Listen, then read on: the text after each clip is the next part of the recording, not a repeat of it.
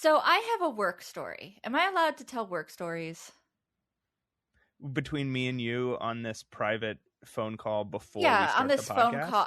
I'm asking consent to share a work story with you, my friend. Can I do that? Thank you. I know you always have to. Please, before you tell me anything, to ask. you need to ask for my consent. Okay, do I have it? Remember that one time you said hi to me on the street and I didn't ask consent. I freaked out. Freaked out. And I was traumatized for weeks, and I made you pay my therapy bills. We didn't talk. I was just paying. I don't know. Somehow I was in your medical portal and I was paying your therapy. Well, I gave you access to my medical portal a long time ago. Like, yeah, for that rash, right? For 2 weeks into our friendship. Rash. 2 weeks into our friendship, I told you I had an unexplained rash, and I said, "Can you handle it?" And I gave you my password and username. And I've been taking care of it ever since. Honestly, it's time for your checkup, by the way.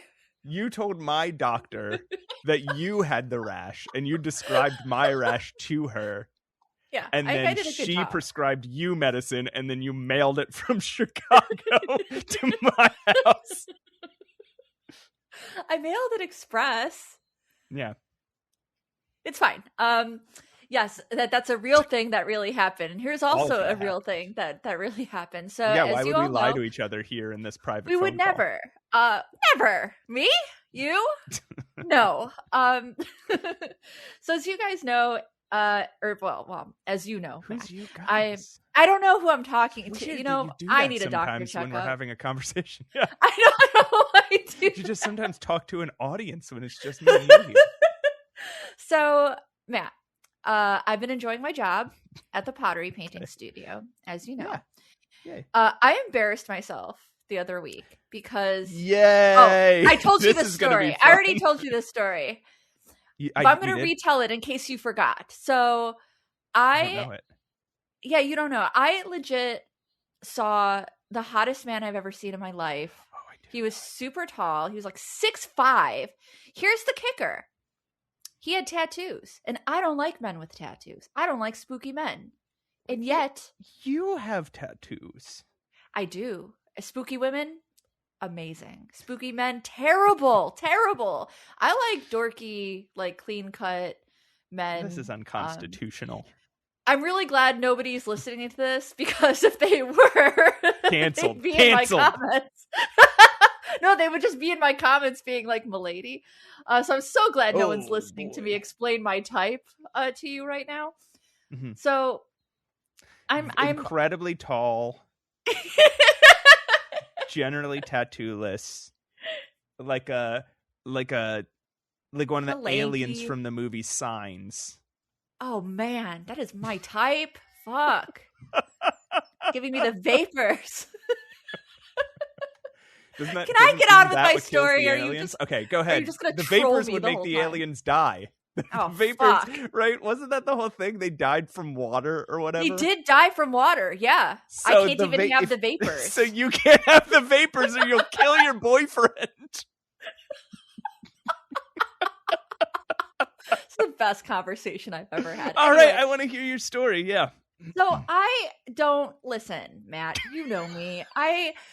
I don't get. I'm pretty strong baddie, right? I would say this is a true thing about myself. I'm pretty confident. I don't really fall over myself when it comes to men. I was falling all over myself when it came to this guy.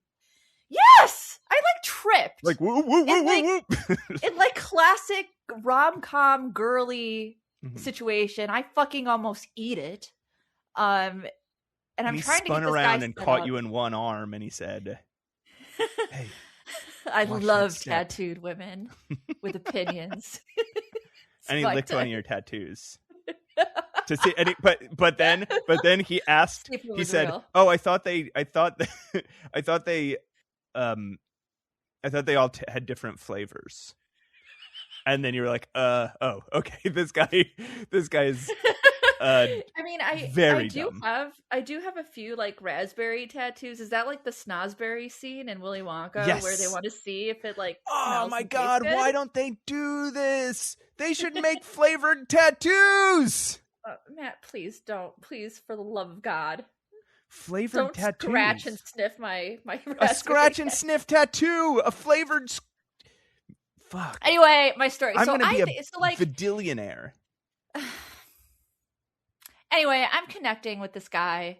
We're making eye contact, man. Okay. Like, it's there. Like, the eye it's heavy eye contact. I'm getting him his paint. He's like, "Oh, I really like your glasses." He's so nice to me for no reason. You're giving him his paint. Yeah, I gave him his glaze. I guess he would be, you know what, behave.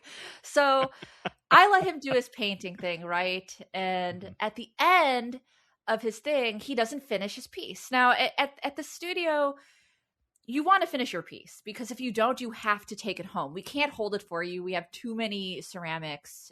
We don't want it to get lost if it's not. We just don't have a place for it. You have to take it home and bring it back. And we get club. Yeah, it's an exclusive pottery club. So he's getting ready to take it home. I'm with my coworker, and it's just him. He was the only one painting today, and he didn't finish it again. So meaning this would be his like second time bringing it back. And my coworker is like losing her mind. She's like, "No, you can't do it again. We have a policy." And and she's like railing on this poor man. And all he wants to do is take home his little like radio pottery thing that he was working so hard on. And so I'm trying to be railing with this poor man. I want to be railed on. And so I'm trying to pivot, because she's being like, "Well, you didn't finish it, and that's how it is." I'm like, that's kind of a stupid policy, right? Right? My coworker's name, who I will not name, let's call her Samantha. Right, Samantha? It's kind of a bad policy. No, that's our policy, and you cannot bring it back, and you needed to finish it. I'm like, this guy's never coming back. I'm never seeing this man again. I've lost the love of my life. I lost him. The meet cute has failed.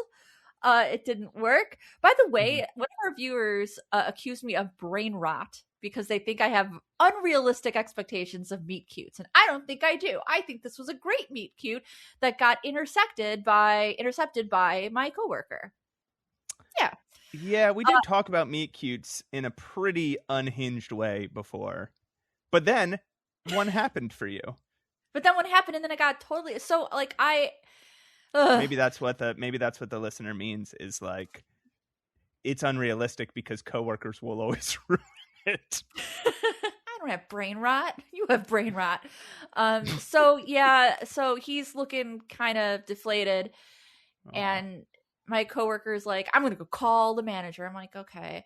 And as she leaves, I just kind of like whisper, like, "I'm so sorry," and he just like shrugs.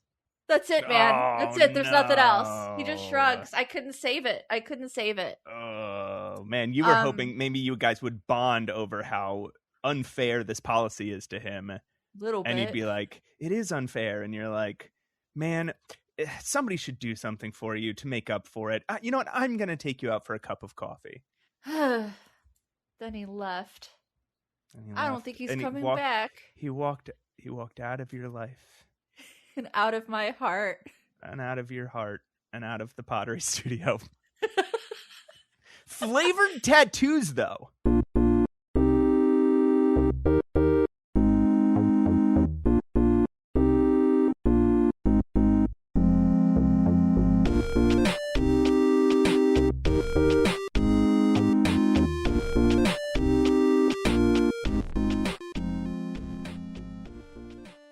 Hey, everybody, and welcome to Save Your Game. I am your host, Matt Ocamp, and with me is the lovelorn, the heartbroken, it's never coming back. The lonely. Lonely. I'm just horny. I consider this a podcast for the lonely. There's some like albums for the lonely, and there's some like movies that is like, it's like embracing that we are a podcast for the lonely. If you're heartbroken, you come to Save Your Game, and you're like, yeah, these guys are singing my song. Anyway, it's Pushing Up. Yeah. It's Pushing Up Roses, everybody. Welcome her. Hi. Hello, everyone. How are you? I don't know why I'm expecting an answer. How are you, Matt? I'm doing all right. I'm doing okay. I'm a Pokemaniac. I know. It's my fault. It's your fault. I feel slightly guilty that you've been spending all your time playing Pokemon games. So you collaborated with a friend of mine to get me a Nintendo Switch 2 for my birthday. I'm 40 years old. It was your 20th, so I thought that's a special birthday. It's a milestone, so I gotta do something real special for my BFF. I'm 20 years old. I'm 20 years old finally. Finally, God, it's been forever. Man, I can't wait to go to a bar. Oh, that's so cute. Drink a beer. But at least you have Pokemon until then. Hold on. When you turned 21, what did you order? Like, did you know what to order at the bar? I did. I had a drink in mind that I really wanted. Oh, but that can be such a heartbreaker, though. Okay, it wasn't though. It's my favorite drink of all time now. What was it? It's an amaretto sour.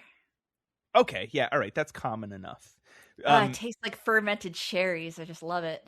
Because there's some people who will get that idea in their head of like, oh, I'm gonna get and then it's some complicated cocktail that they heard about on a TV show or whatever, and then you go to the bar and they're like, I don't know how to make that. And I was when I turned 21, I remember being worried of that. Like, maybe the bartender doesn't know how to make it. They can't know how to make everything.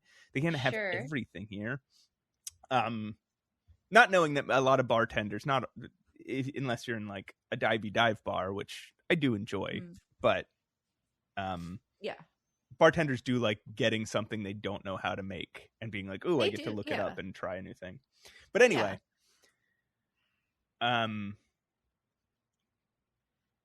remember being really stressed about it because I was like, okay, often my favorite at that point, I was 21, my favorite quote unquote cocktail wasn't really a cocktail at all. It's just like it's like a, not even a White Russian, just like a Kahlua and cream without the vodka.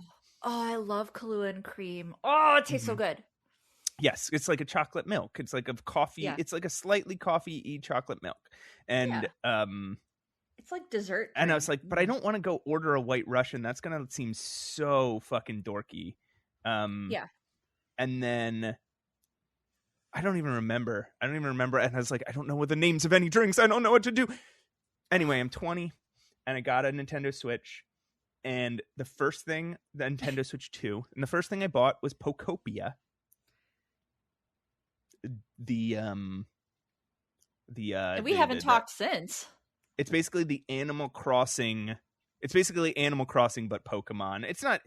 Yeah. That's the very top level. I'm not going to get into like a whole review of Pokopia because it's not. It's not the sort of video game we talk about on this show. Sure. So, as inaccurate as this is, I'll just leave it at the high level. It's like an Animal Crossing, but Pokemon. Right. It's and so then as I was playing that, I was thinking about how kind of the last Pokemon game I played, I was really disappointed in, and it was Pokemon Scarlet and Violet. Okay. And I thought people liked that. No, people really hated that because it wasn't really built to run on the Nintendo Switch 1, and it was released on the Nintendo. Remember the Nintendo Switch 2 got delayed because of the chip shortage. Yeah. So it ran like fucking dog shit on the Nintendo Switch 1. And I'm not normally like a performance kind of, like, I don't normally like pay a lot of attention or care that much about performance in games, but this was like loading screens took forever. The animations were like 1 frame a second. So it felt like watching like a flip book. I mean, Breath of the Wild had issues as well. Nope, I'm wrong. Sorry. Nintendo's just weird like that. Breath of the Wild had issues running on whatever was before the Switch. Like the Wii U? The Wii U, right? The thing that's after the Wii U. right? Is the Switch. Wii U console. Yeah, it was the Wii U. Yeah. Yes. So Nintendo is weird with their, I don't know, they're like always slightly behind. I think that's a cool thing to do, is release so if the Nintendo Switch 2 had already been out and they released it on 2 for 2, but then released it also like a kind of shittier version on Nintendo Switch 1. I like that idea. It's like, hey, if you can't afford this console and you still have this console, here is a playable version. It's not exactly what you want, but it'll get you by. Yeah. Anyway, but this was released when the Nintendo Switch 2 wasn't out. Okay. And so it was like barely people playable. Just assumed it was released, and I think it was.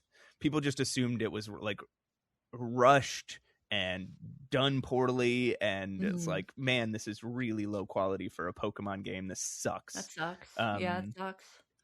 And it was really just annoying to play. So I was like, how does it run on the Switch 2? And a lot of games on the Switch 2 have this like free upgrade. That's nice. And it like upgrades some of the textures and some of the, whatever. I don't know all the technical stuff, but it like little like an enhanced version. Yeah. So I was like, you know what, I'm gonna give it a try, and I fucking love. Oh yay! Pokemon Scarlet. I am rehooked on Pokemon. Yay! That's great. That's great to hear. I maintain like a Pokemon. I have a Pokemon Home account, so I maintain like a bank of all my Pokemon, right? That I've collected over the decades. And I have an almost entirely living Pokedex, meaning I have one of every type of Pokemon in my Pokemon Home, right? Like, not just I have them registered as I, caught them and involved them. Like, I have one of every type. Yeah. That I could withdraw and use if I wanted to. Until it gets to the end of Sword and Shield, which is when I started to lose interest. And one thing that I found it does is there's a calendar function, so you can look when you caught things. And what I realized is about every 3 to 4 years, I go fucking nuts for Pokemon. And I'll have like this massive amount of Pokemon that I've caught and registered, and like super rare ones that I like got from like the special events that you have to like go to some store running a promotion and get a little card and put it in and get your Pokemon. Like, so I have so every 3 to 4 years, there's just like this glut of Pokemon, and I'm back in it now. So I'm almost done Scarlet and Violet, and I know when I get to the end of it, I'm gonna go back to Sword and Shield and finish what I didn't, and then like, man, I might play it again so that I can get extra legendaries so that I can trade for the ones that I don't have. I just want Oddish. That's all I want. Oh, just an army of Oddishes. They're so Oddish cute. Is a good Pokemon. But they're so cute. I will say, and Nintendo Switch 2s, they're not the most affordable right now, so they're not. Understand. And I honestly don't think it's worth playing. Well, unless you're extraordinarily patient, I don't think it's worth playing on the Switch 1. But if you're a Pokemon fan listening, and you skipped over Scarlet and Violet because of the performance issues and all the complaints people were having, it is probably the best story of any Pokemon game that I've ever played. And it's the best gameplay style. I'll talk about it real quick and then I'll drop it. I wanted to more talk about how I'm obsessed with Pokemon than the actual games. Yeah. But I'll do a quick explanation. Instead of your only thing is you're sort of going gym to gym to gym until you've beat all 8 gyms, and then you take on the Pokemon League, the Elite Four. In this game, when you go to leave the town, you're like a new student at this Pokemon Academy, right? And when you get there and when you go to like leave the academy and whatnot, you sort of make 3 friends. And all 3 of them send you on different quests, and you can sort of do them in any order that you want. So one is hunting down these special Titan Pokemon across the region that are these big dramatic battles with these like altered versions of Pokemon that you've seen, and helping this little guy. I don't want to spoil it, but it's you're helping. The story ends up being really touching. The why you're doing this for this guy ends up being a really touching and moving thing. And then obviously there's fighting the gym leaders, which you can do in any order in this game, and fighting the Elite Four. And then the third thing is this version's Team Rocket, which also is a really interesting twist on the evil Pokemon teams, and also really moving, really touching. Once the story is fully sort of revealed, they each have like a base around the region. So you have these 3 quests that you can do: the bases, the Titans, the gyms, in any order, and you can do the quests simultaneously. So you have basically 20 different locations around the map, each with a cool thing happening at them, that you can just choose to do any of them in any order. And it really adds to this like living world, open world feeling of it that Pokemon has failed so bad at in some of its other recent games. Anyway. That sounds very like Zelda-ish to me. Yeah, and there's some side quests, but mostly like if you do take classes, you can take classes at the school, and then with each class that you take, you get closer to the professors, and they'll send you on little quests too. So there are like side quests. And of course, you have the eternal quest of catching them all. And dude, this game has so many fucking Pokemon. It's. Is there Oddish? Have I seen an Oddish? I don't think Oddish is in Scarlet and Violet. Cannot be serious. I thought you were going to say, of course there's an Oddish, because I was almost joking. There's got to be an Oddish. Yes, there's an Oddish in the DLC. Wow. Okay. All right. Which you can also, if you've purchased the DLC, you can also do that at any time, and that can be done out of order too. Like that story goes in order, but you can leave the DLC location at any point and just go do the other stuff. And the DLC is fun too. Man, it's fucking good. I love Pokemon. I love Oddish. No, I do too. I like Pokemon stuff too. I'm not as big as a Pokemon person as you, but I liked some of the Game Boy games. I like Pokemon Go. I like the anime. I just like Pokemons. I just like the looking impact at the that little they guys. have. I do. Yeah. I like weird little guys, and that's what Pokemon are. They're weird little guys, and I love Oddish.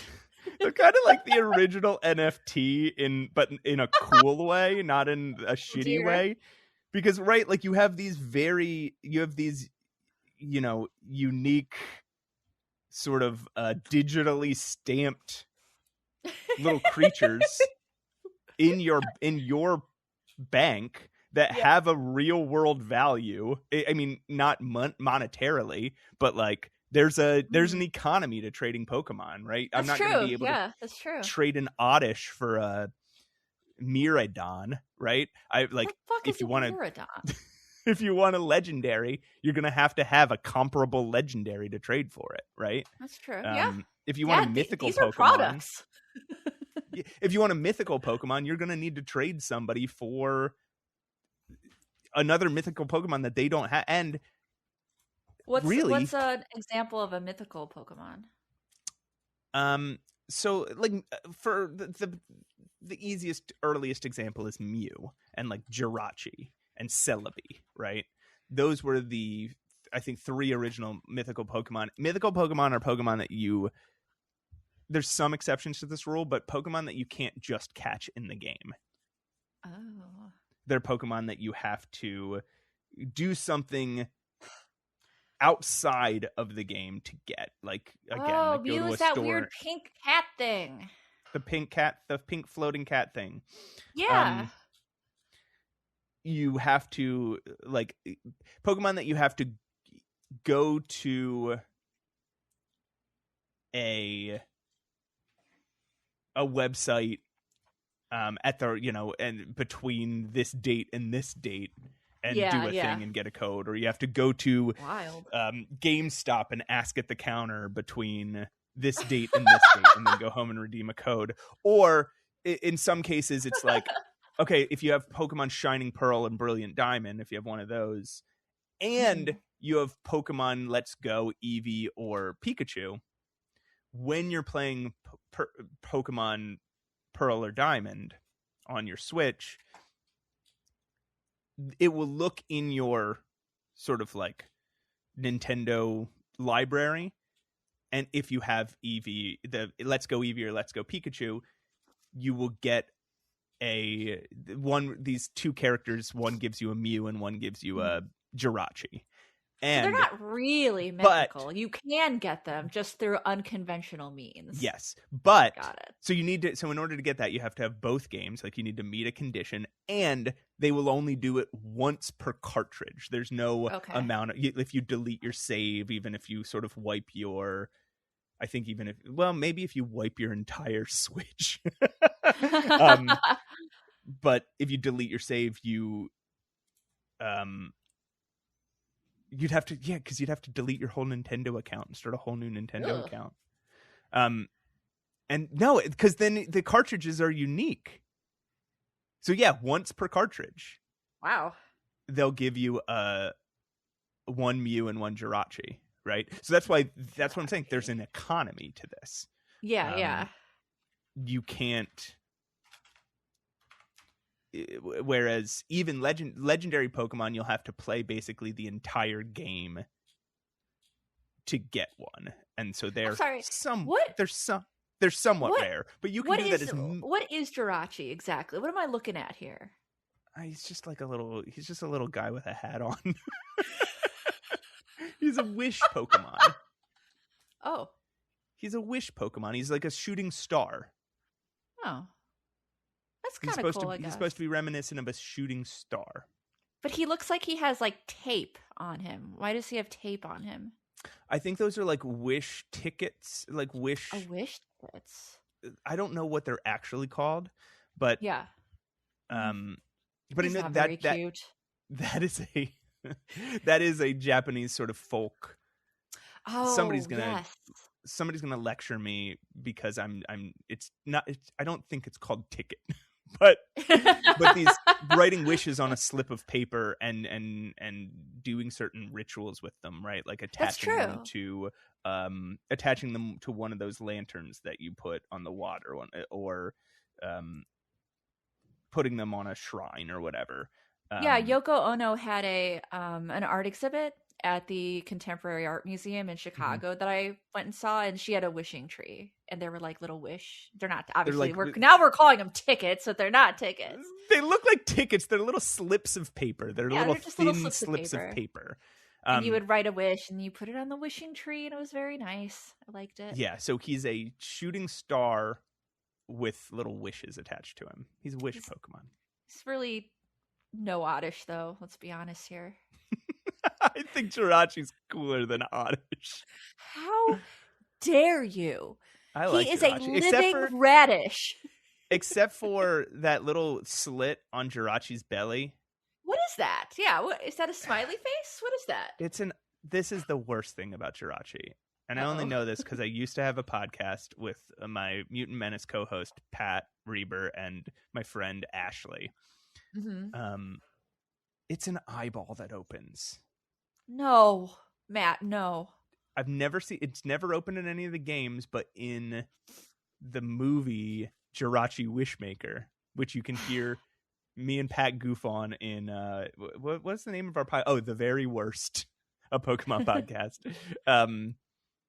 Where we watch all the Pokemon movies in order. Oh, God. It was really rough. But the podcast is fun. Yeah, his little tummy eye opens. I really wish it didn't. I really wish that was not an eyeball. Did you think we'd be talking about Pokemon like for the first 20 minutes of our fucking podcast? No, but I'm into it though. Okay. I like Oddish. Can somebody draw me as Oddish? Thank you. I know I'm an artist. I could probably do it myself, but I would be delighted. Holy shit! In the first couple games, I'm looking at Bulbapedia now, and the first couple games, Jirachi's little tummy eye does open. That's scary. I really don't like that. I guess if you port him to Emerald or Ruby, maybe he's from Ruby and Sapphire. Yeah, he is. He's from. I Ruby, thought Sapphire, it was a mouth. It's better than a mouth. I thought it was a mouth at first. It is If better it was than a that, mouth, but it's not great. I wouldn't like Jirachi at all anymore. Just a maw. I do think there is something fun about harmless NFTs, though, right? Like, yeah, there's something fun about I own this Pokemon, this bank of Pokemon that are my Pokemon, right? And I worked to get them, and I own them, and I have them here, and they're there are many like them, but these are mine. Yeah. And I've always found that so cool. So yeah, again, every 3 to 4 years, I get obsessed with Pokemon, and I play the fuck out of the games, and I get really obsessive about collecting. Yeah. And I'm in one of those. Are you a collectathon kind of guy? Do you like games like Banjo Kazooie and Mario 64, where it's your whole goal? I mean, obviously there's a story kind of, but there's a lot of collectathon elements to. Are you into those? Huh. Well, only I ask the hard questions, obviously. I don't think Pokemon is a collectathon. Okay, but that's fair. But it shares DNA, obviously. I think Pokemon's an RPG. It is. That's fair. Yeah. And when I play a Metroidvania, I like to 100% them. I like to go collect all the shit around the map, do all the secret optional bosses and stuff. Yeah. And when I'm really digging a platform game, I like to do that too. Like in Super Mario Odyssey, I 100% did that. Man, I love that game. I also 100%ed it. I love that game. But a game that a lot of games that bill themselves as collectathons, I just can't get into. How about you? Yeah. I think I'm the same way you are. I love Mario Odyssey. I love Mario 64, but my favorite thing is Banjo Kazooie. I love collecting every single thing and that's a platformer game. I would call that a platformer. But I love collecting all the I love a weird little guy. What is wrong with me? Love weird little guys. I love collecting them. So strange. And there's musical notes you can collect, and I don't know. I think I just have really major OCD, Matt. I just need to collect them. Even in Stardew, if there are things to collect, right? Oh yeah, 100%. I'm happy with that. Yeah, I did that in Stardew too. Stuff. Yeah.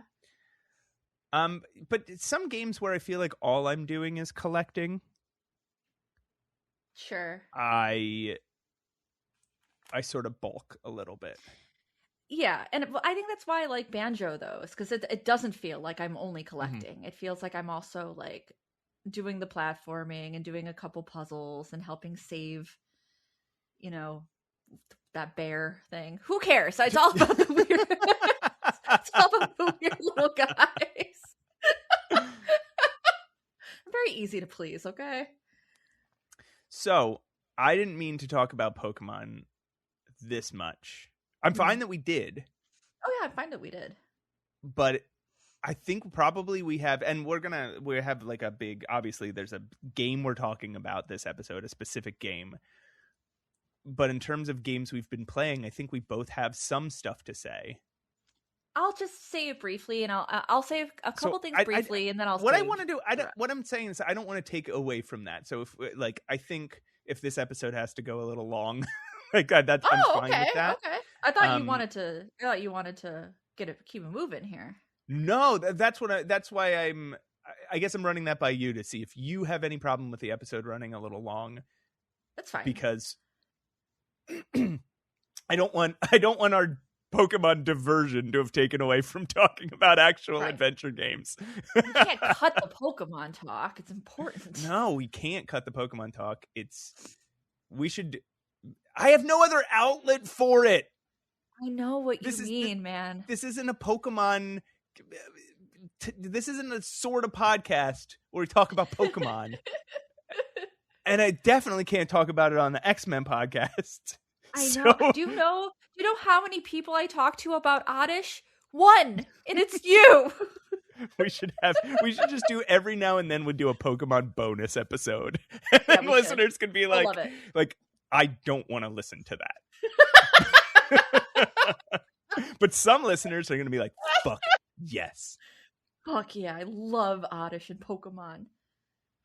I'll make you play some Pokemon games with me, and we'll do. I'll play some more. This will likely never happen, but still, it would be fun if we did one of these. No, let's play some. I want to play Pokopia. Pokopia. Pokopia. Wait, is that a real thing? Did I make up something? You did make something up because it's called what would be called a Pokopedia is called a Pokedex, I guess. Yeah, it is. Damn it, Pokopedia. It sounds like it's a real Pokemon thing, but yeah, I do want to play that because I like Stardew. I like Animal Crossing a whole lot. Like, yeah, it's cute. It's got weird little guys. But we should talk about the games that we have been playing. Yes, you go first. Oh boy. All right. Well, here's what happened, guys. Why is everything so yeah, you know it's coming. Why is everything so dramatic with me? So I am still playing. I continued to play and I'm still playing Letter Lost.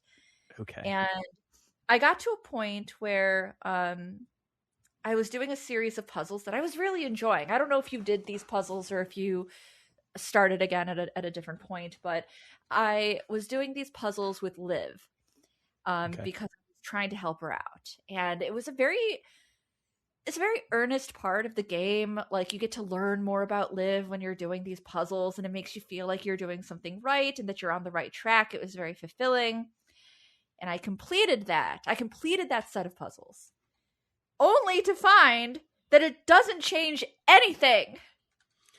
Nothing. Okay. I did nothing. What? Okay.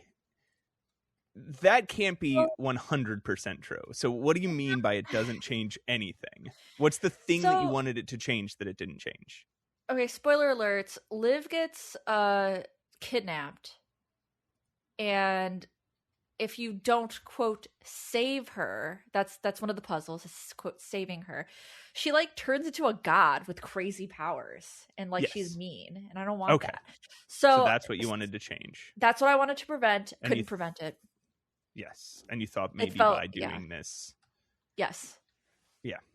And it didn't. And then I got mad, and then I put it down. I put it down for a little bit.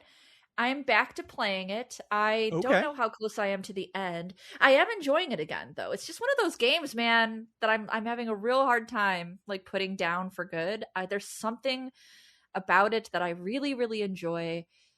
I'm getting paid more money now. I've, like, figured out some of the mechanics. I'm trying to help Bartimus with, like, his weird stuff, and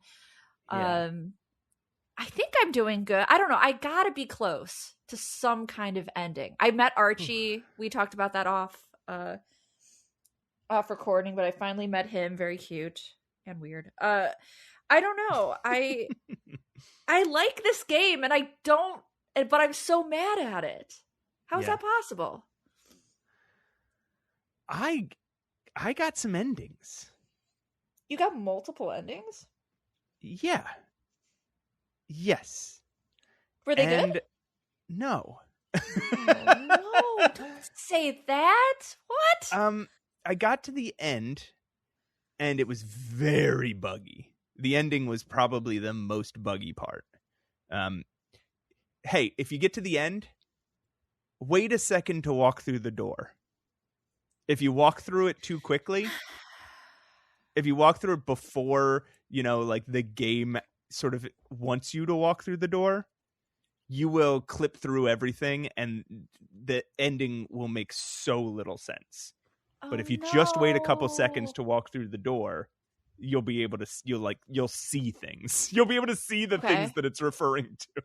Oh my God. Okay. Thank you for that. If I get to an ending, so I have a question for you then, real quick. Mm-hmm. To get to these endings, do you have to trigger them with a certain amount that you do, or is it time based and is an ending going to happen no matter what you do? You have to trigger it. There's something you have to do, and it's simpler than I thought. Okay. I actually had to go. I had to go get a hint. No, okay. What I mean is that there is something that you need to do, and you start trying to solve the puzzle. Okay. And you start thinking of sort of complex solution because it's the final puzzle of the game. So you're like thinking about you're thinking of complex solutions.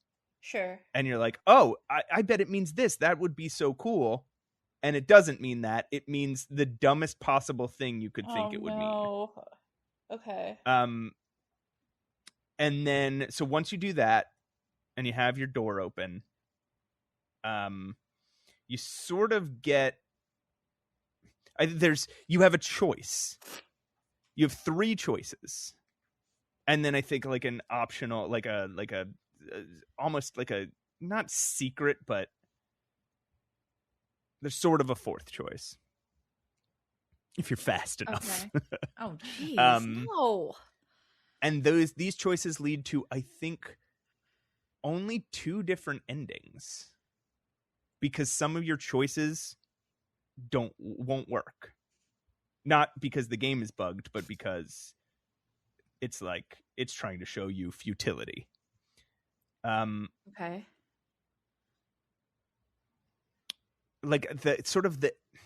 It's interesting the frustrations you're having here, because I think in some ways this game is ultimately about futility.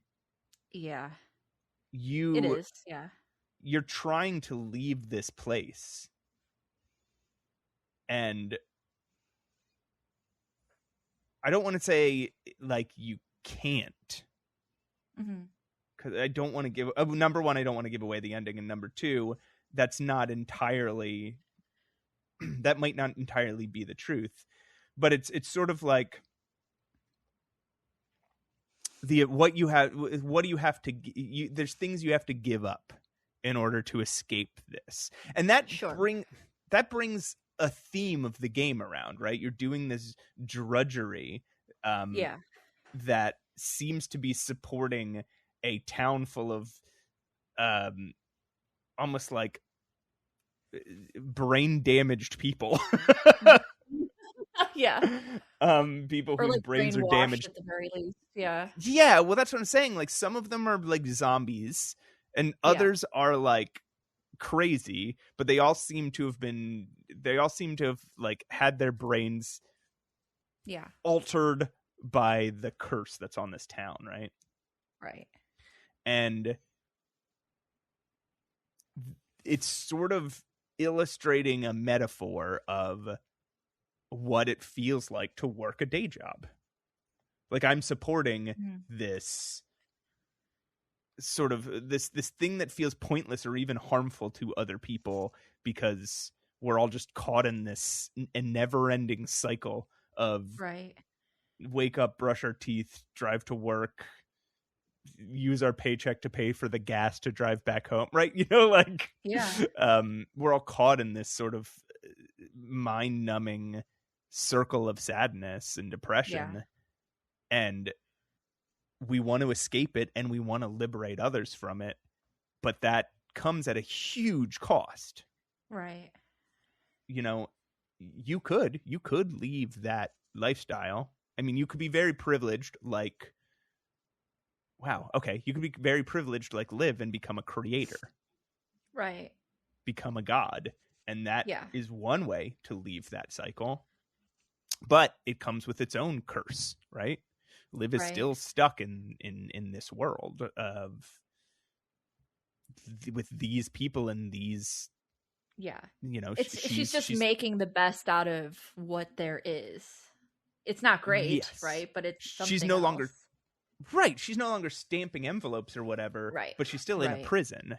So I have a question then, because Liv, she's still stuck. She is just in a higher tier in this world. Do you remember the original guy that we were talking to, who was also stamping the postmaster before us?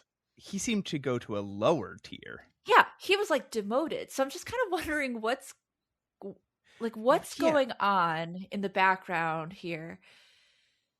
What has Liv been doing? I don't know. And I don't know what the other guy's been doing. Like, I don't know if that is a question they just don't have answers to, and it's supposed to just be like, we don't know either. It's just a mystery. Okay. It's supposed to be part of it. Or if I missed something, or I don't know. But you know how I get though when I'm like, I need these answers. I know. But yeah, so like you could be Liv, and you could become promoted in this world, and you know become part of the bourgeoisie, or become a creator or something, but that's again being trapped in your own prison. Or you could do the other thing, and either your only other options to break out of that cycle are to kill your life or kill society. And by that I don't mean suicide or mass murder. What I mean is, like, I could kill my life and stop relying on money at all and go live in the woods and forage and not have a social life, right? Mm-hmm. Not have the safety of a house and home, not be able to enjoy any of the amenities of modern life. And I might be free, but I've given up so much. Right. Or, I could kill society. I could try and do it somewhere else that does living differently. But and again, that is sacrificing everything that I've grown comfortable with, like my friends and family and my home language, and so I guess I don't know what we were expecting, because like this is a Lovecraftian story. It's probably not going to have a happy ending. It's just that the game sometimes, every now and then, gives me these little breadcrumbs of solving something where I'm going to have a better ending, where I'm going to do something by doing these puzzles, something really great's going to happen. And I guess I just don't like, this is an interesting conversation to have in terms of puzzle design. Is that bad puzzle design if you're playing a Lovecraftian game, it's probably going to be futile, but the game is giving you these breadcrumbs, and then it subverts your expectations. Like, actually, it is still futile. Is that a good thing to do? I mean, if it's for bleak, the story, right? Like, this is the thing about this game, is like that's a bleak outlook on life and the world and society. I don't think the things that I just said, I don't think are true. I think there are other options. Mm-hmm. I think that you can make your world better. I think you can through community improve these things, make life feel more free than prison. Like, anyway, this game doesn't give you those options. Which, again, when you come to the ending, you really feel that. Yeah. I don't know that the metaphor hit me as I was playing it, but like upon reflection, it really it makes sense. And so one could argue that this game does hold together as an artistic whole, even if you don't love the message of it. Yeah. Which I don't think I that's do. why I'm kind of questioning the puzzles then. I don't think their view... I want to come back around to that. Yeah, I don't think their view on humanity is the same as mine. Or, again, at least the view that they are communicating. So this will bring it back around to the puzzles. I am not... This is what they're communicating with their game. I don't know 100% that that's what they intended to communicate with their game. Mm-hmm. We have seen a lot... And we can only speculate. So I can't. Our analysis can't be based on specifically just what they intended. Yeah, of course. Obviously, because we don't know. But we do know this game is full of fucking bugs. Yeah, it is buggy. And weird dead ends in various parts of the story. Mm-hmm. And these things that feel more story-wise and gameplay-wise that feel more unfinished than intentional. Sure. So it's hard to say when you're asking about like, is this the game design of like striving really hard but not being able to change the outcome? Is that is that part of the message or not? I don't know, but I do know get that as a player it's frustrating. Right. That's exactly what I want to say. So I think like I don't know if you knew this, but I'm an artist and I believe in creating expressive things, whether they're happy or fun or not. So I believe in art that's not necessarily fun. Me too. So I think so I think what I'm clashing against is where's the line of fun and profoundness and like frustration with the puzzles? Because I don't necessarily want to be frustrated. You know what I mean? Like I'm fine with being sad, depressed, let down. I'm fine with being surprised. I don't know if like a set of frustrating puzzles enhances the art or enhances the message. That's what I'm like clashing with, I think, because I believe in art and I believe in sad art, you know? Yeah, and again, that's what I'm saying. Like, even if I don't agree with the message that they're communicating, it's worth dissecting. It's worth analyzing. It has value, obviously. Yeah. But then you have a couple questions. First, do I like it? Right. And two, do I think as a critic, from as objective of a viewpoint as we can take, right? All criticism is subjective, but all of it is, no matter what y'all say. But a lot of it, one thing you have to do as a critic is strive for objectivity as much as you can. Yeah. At least, at moments like this, right? I guess I don't know. There's a lot of theories about criticism. Sure. By the way, there's a quick recommendation. All month, the podcast Post Games by Chris Plant is doing a series on video game criticism that nice. So far it's been really good. Oh, that's awesome. Yeah, I'll check that out. So here's where I'm going to. So this is where I was sort of going with the subjective and objective thing is like, so subjectively, both me and you found this game frustrating and a little headache inducing and,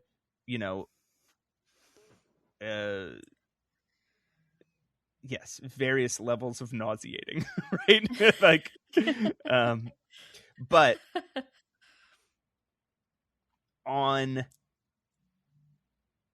so that's on the subjective level, and we can't ignore that. It's like, okay, even if we think, okay, objectively it might be a good piece of art, subjectively it treated us badly. Like, we didn't like what we experienced. Objectively, here's my argument.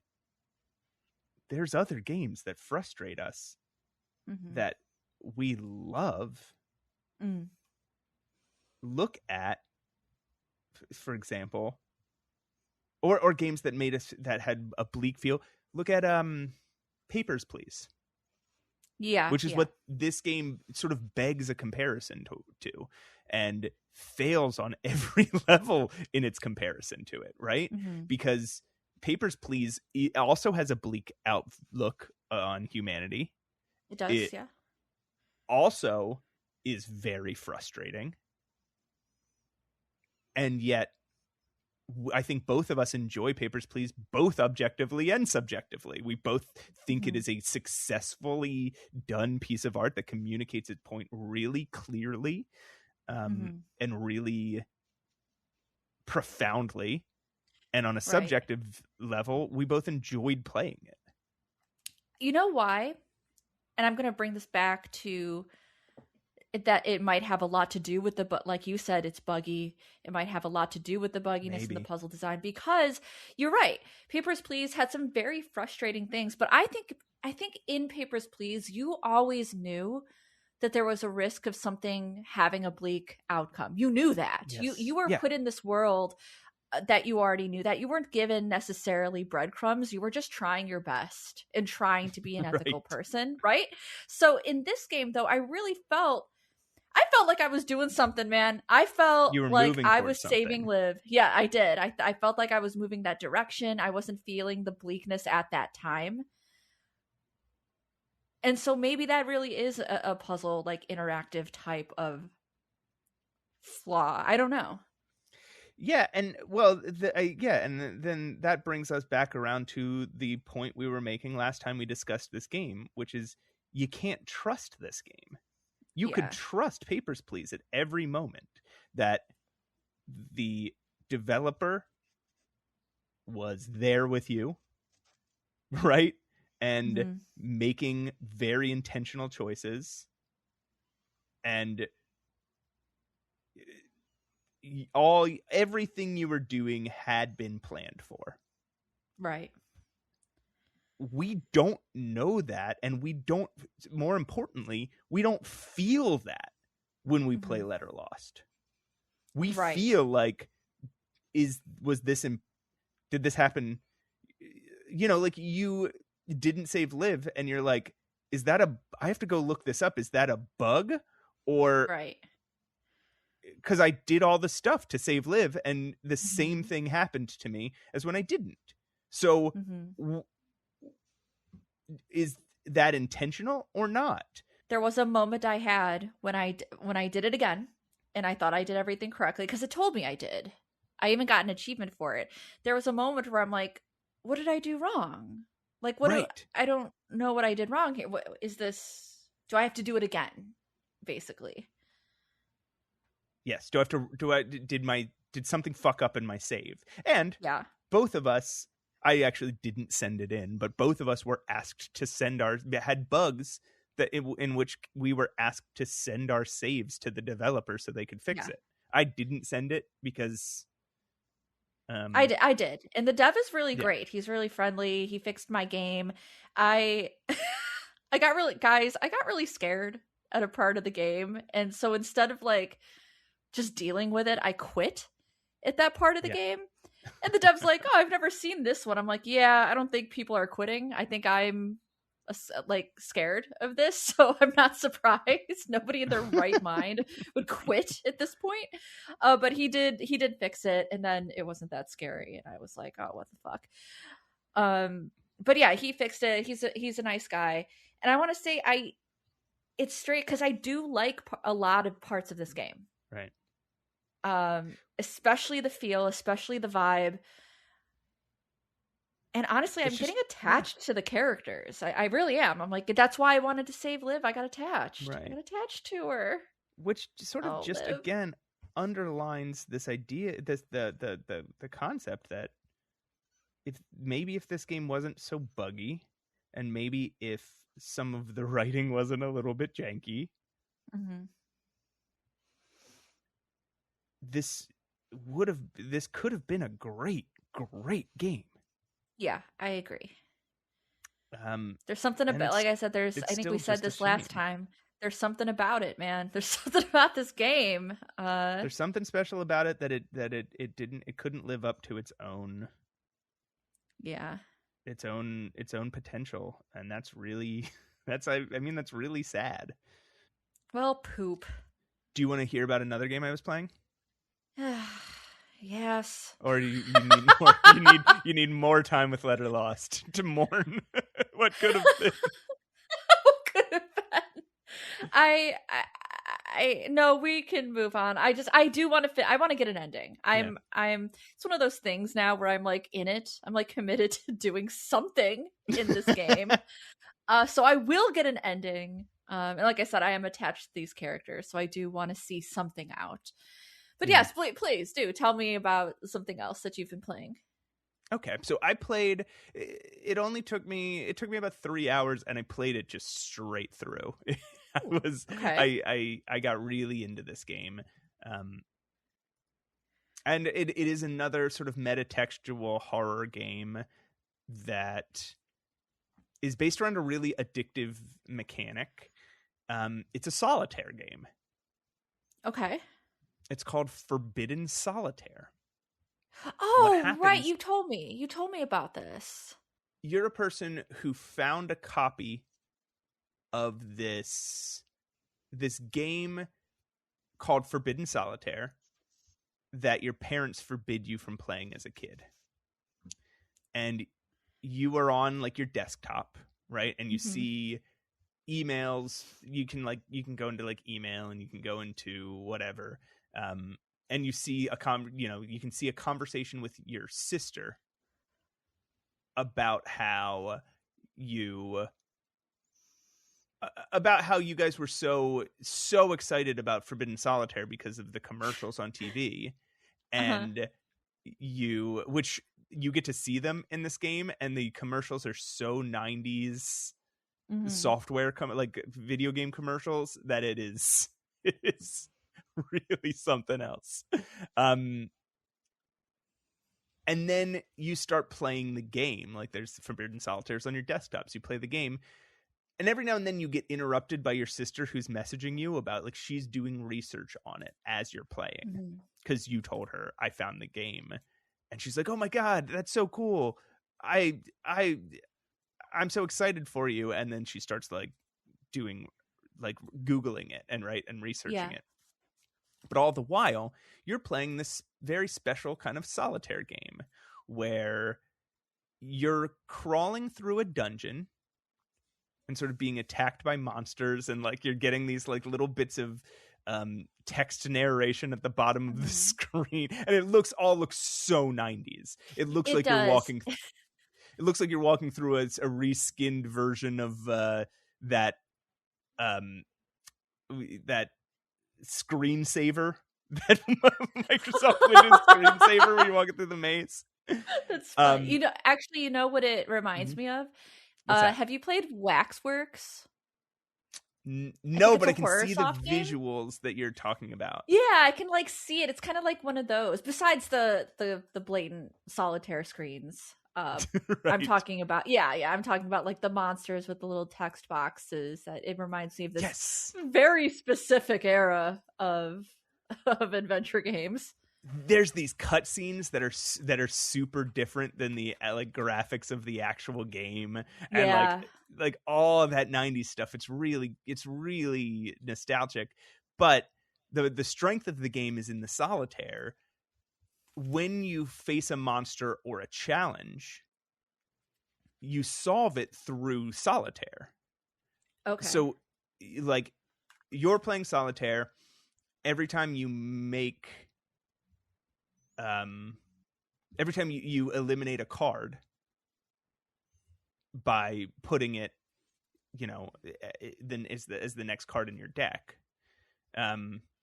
So for example, if you pull a 10, you can pull a jack off the board. If you or a 9 off the board, that'll accrue damage and you see how many, like in Solitaire, how many in a row you can get. But then the thing that's a little different is then when you flip your next card, like when you run out, like I get, like I'm doing a run and I pulled a 10, I get a jack, I get a queen, I get a king, I get a queen again, I get another jack, I get a queen, and then there's nothing else I can get, right? Yeah, I have to flip another card, and that is the end of my turn. And then all the points that I've accrued are damage that is done to the monster. And the monster has a health bar, then the monster gets a turn, and the monster gets to attack you. And you can, through the game, through like certain special conditions, you can build up shields, and there's special cards that have certain effects. So you can build up during your turn, you have to be a little strategic, and you might be able to build up shields. You might be able to create other status effects, so when they attack you, like they get an effect back to them, stuff like that. But they attack you and it takes away your health, and you can die in this game, and then you just restart from that Solitaire match over. But there's also puzzles in this game. So when you play against the monsters, it is the cards are all random. But the scenario is scripted, so like every monster has its own powers that it does to the cards, right? So some monsters will do like anytime you this card is frozen or something, so every time if you make a match on this card, you're thawing it out, so it uses up the top card of your deck, but it doesn't make the card on the screen go away. Does that make sense? Yeah. I'm looking at like walkthroughs and stuff. So, or, there are cards that are locked by vines or something. And so if you get, I don't remember how the vines were. It's been a while since we last recorded, and I played this a couple weeks ago. So I don't remember which mechanics are which, but for example, like there's one where there's cards that are like locked by certain things, but if you make a match with the card next to it, it takes the like vines or whatever off of it. Yeah. And then you can reach that card. But then you get certain Joker cards that'll do certain things. So if you play a certain Joker card, maybe it reveals all the upside down cards on the board. So you don't have to wonder about what's going to be under the card that you make a match with. And so like you can plan a little more. Or maybe the Joker card just does something like every card you click on does 3 damage it adds 3 damage to your attack rather than 1. And then there's these puzzle ones. So those are the card. The scenarios are scripted, but the cards are random. In other things, like maybe you're trying to cast a spell or unlock a door, right? You have like a puzzle sequence, and the cards aren't random. There's like I think there's a couple different. It's not like if you play, you're going to have the exact same scenario over and over again, but they are designed. And it'll be something like there are key cards that have keys on them, and you have to get to those to unlock locks on the screen, right? And once you eliminate, getting through all these obstacles, once you eliminate all the cards on the screen, you successfully cast the spell, or you successfully pick the lock or whatever. And then you're crawling through this dungeon. Now, all the while, your sister is sending you increasingly frantic IMs. Right. I was going to say this, the tags on this game say that it says horror, solitaire, and like survival horror.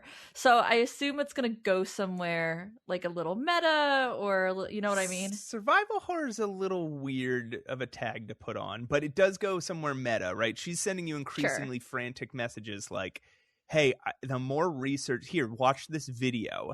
And she sends you a little documentary about when people played this game. A bunch of people died, and the last thing they had done was played this game. And a lot of people that this happened to died in similar ways. And she'll send you a picture of like a dead body.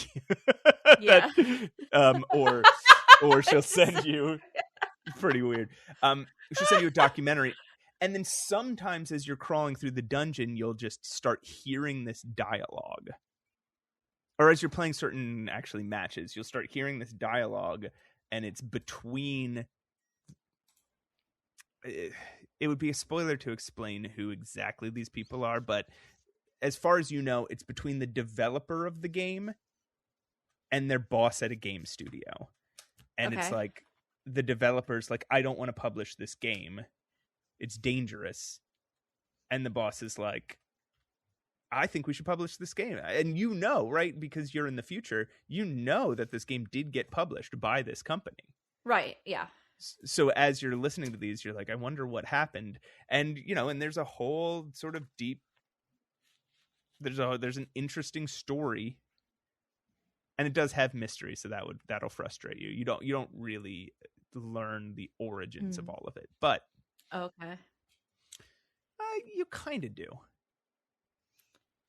It's one of those things you kind of do, but there's still questions left. Intentionally. I mean, I'm not always against that. It just needs to be like a believable thing within the story that I'm being told. Yeah, within the world. That world. Anyway, the Solitaire was super addictive and fun. Nice. And the story was really good, and then the nostalgia of it was really it was done super well in a way that just kept making me laugh. Yeah, I loved it. It really looks like one of those early 90s like weird adventure games that have like it's not pixel art, but it's like vaguely human looking. Right. I don't know how to describe that kind of artwork. It's kind of off. It's like early 3D art. Yeah. I don't know. It was really fun. There's no inventory. There's no dialogue. There's no, all you're doing is reading and playing solitaire. Sounds great, honestly. Like a horror solitaire game sounds amazing to me, and I want that. Yeah, it was really good. Yeah. Nice. Yeah. I highly recommend it. So now that we're an hour and a half into now the show can really start. Now we can start the show, yeah. What are we going to be talking about today? We are going to be Pokemon again. No, we're going Letter to be Lost. Talking... All right, let me just I mean, I would. No, we're going to be playing the incident at Galley House. Did I say playing? Yes. We're going to be talking about the incident at Galley House, which at Galley House. A mysterious game with a very cool mechanic. So why don't we fire up the Victrola? And we'll be back in a second to talk about the incident at Galley House.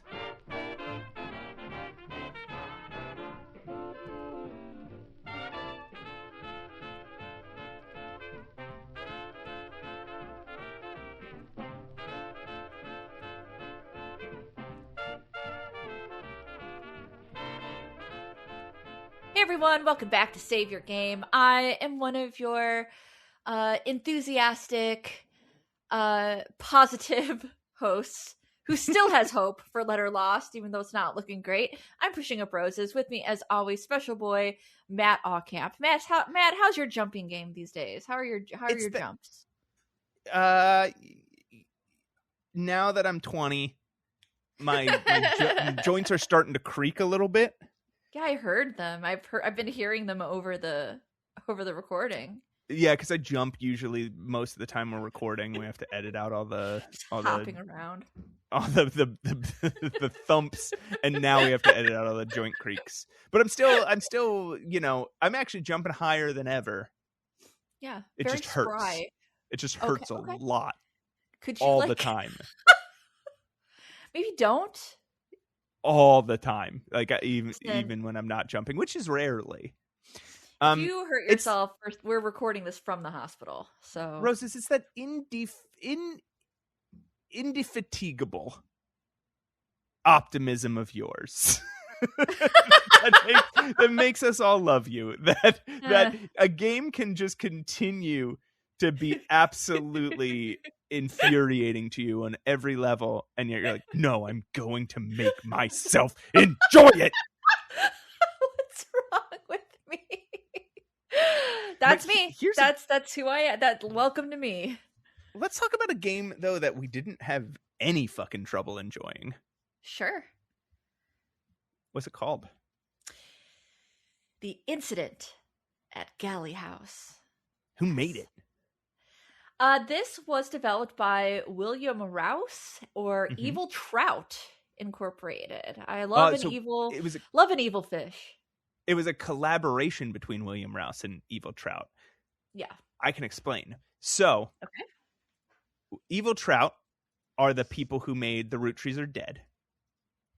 Mm-hmm. And what I didn't realize is The Roottrees Are Dead, I think, wasn't originally made by Evil Trout. Like we all knew the story about how The Roottrees Are Dead was originally released on itch.io as something different and something that unfortunately used some AI art.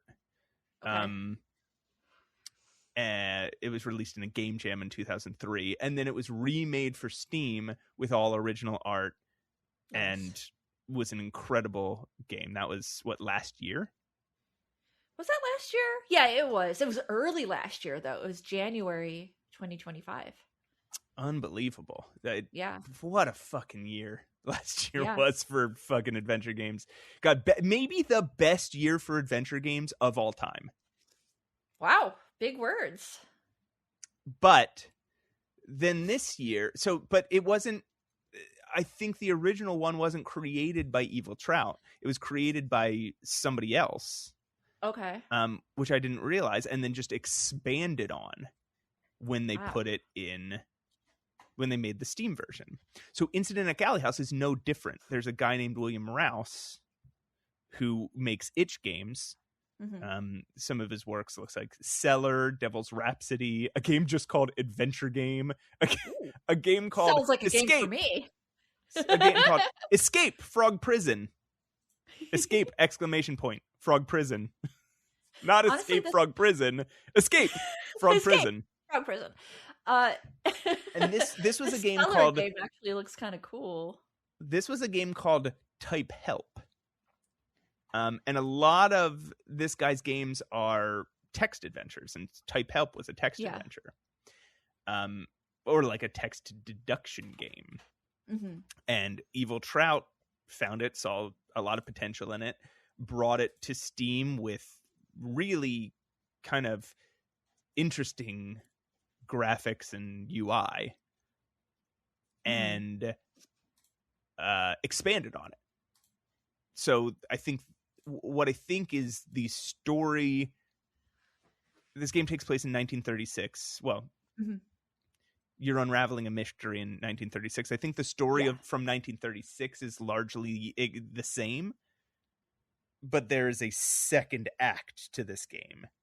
Right. Yes, correct. That I think is all brand new and only sort of erupts from the framing device that is created by the UI. So a lot of that sounded like nonsense. A lot of the things I just said, the last minute of me talking, sounded like nonsense. Because, like, what do I mean? A second act erupted from the framing of the UI. So why don't we get into what I mean by talking about what this fucking game is? Do you want to? explain the premise. It's definitely one of the most interesting UIs I've seen. So and I did have some trouble with it. One thing of which we just found out, which is heartbreaking, by the way. I feel like I need to actually replay this game because I missed something kind of important. I can't believe it. I cannot believe you went through the game and still enjoyed it without discovering this. I did. I really did. Yeah, I did because I was so wild. I think I know why I did too, and we'll get into it. But so this game, you are presented right away. You go into this house, this broken down house. It's clear that you're there for some reason that we don't quite know yet. Once you get into this house, you find a machine. It's almost like very I was afraid. It reminded me of like a Mist-like, and I got scared. Because they don't explain anything. It's a little bit of a rough learn. Yeah, they don't really explain anything. I think it's really fucking cool that they don't explain anything. And I think it's cool because all you get is you're walking into a house. You see a newspaper that says in 1936, a bunch of people died here. Yeah. And so it explains some of the ways they died. It gives you the name of the only guy who was able to be identified out of all how many were there? 12, 13? Something like that. I think 11, but maybe 12 later on. Yeah. I see. Yeah, okay. Yeah, sorry. Spoilers. 11 people who died. Only one was able to be identified. And the last line of the story in the newspaper is that everyone previously thought the house was abandoned. Right. So let me see if I can explain this UI, this mechanic. Okay, it's hard to get into this house. It's actually hard to explain. You see a machine, you crank a generator to turn it on. It asks you to put your hand on a screen. It asks you to put an identification card in it. That is all pretty self-explanatory, but then you're like looking at this UI. Yeah. It's actually like when I first started playing it, and because of how it's presented, I thought we were going into kind of a whodunit, which kind of it is a mystery, right? But I thought we were playing a detective. Actually, I thought we were a detective with like an assistant. And I'm sure that's by design, right? It's making you it's a very, very minor spoiler. Yeah. To let you guys know that you're not a detective. Very minor. Won't ruin your don't even worry about it at all. But it but you don't know that right away. I'm going to try to explain this weird mechanic, and you tell me if I sound insane. So you get this UI, like you said, you get this machine, and you're given some instruction that allows you to get to the first scene. So this game is based on unlocking scenes with this machine that you were given, and the way that you do it is through her story adjacent. I would say that's correct. So with some of the documents that you already have, you're not really starting from nowhere. You do have some documents pertaining to this case.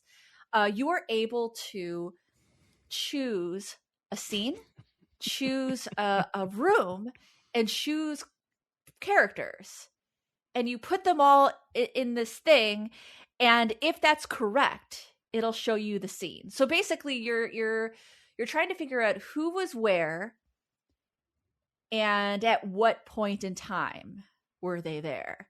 And if you're correct, so if you say, let's use Clue as an example. I think this game is very Clue-like.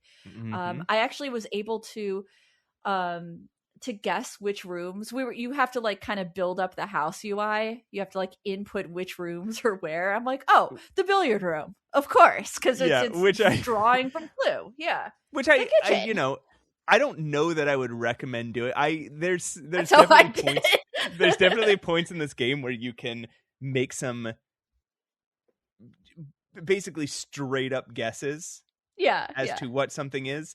I think it is, for me, and you still loved this game the way you played it, so I'm not saying but for me, waiting to make a guess until I had some reason for the guess made it more interesting for me. Like I could have said, okay, there's probably a kitchen in this house. I'll type kitchen. But to be fair, I waited until somebody mentioned something that would lead me to believe there was a kitchen. Sure. To be fair, I thought that was a little bit part of the puzzles because it was giving me like a little bit of info to guess the first room on purpose. I'm like, oh, cool. I get it. I get the pattern. So that's interesting. Yeah. Yeah. Fine for me. This game is tough enough that if you find ways to get through it and solve the mystery, like there's no wrong way to solve a mystery. I mean, besides getting the wrong answers. Besides failing. Besides doing it wrong. I guess there is a very specific way. That was maybe the dumbest thing I've ever said on this show. There's no wrong way to solve a mystery. Oh, Matt. Oh, boy. Okay. Cannot be a detective ever. Moving forward. So, yeah. I hope at this point you guys, the listeners, are maybe looking at the screenshot of the machine. The machine, but if they're not, I don't. Go ahead. But if they're not, why don't you describe what you'd be seeing if they're not looking at it? So you know what it looks like? It looks like a Guess Who board. It does a little bit. It looks like a Guess Who board. It looks like a combination of a Guess Who board and a sound mixer. Yeah, it does look like a sound mixer. So on this machine, you get to choose which scene you're trying to see, what location you want to see it in. So the living room, the kitchen, the billiard room, some of the rooms I named. And you also get these little cards with these, at first, these cards with these numbers on them. Those are the characters.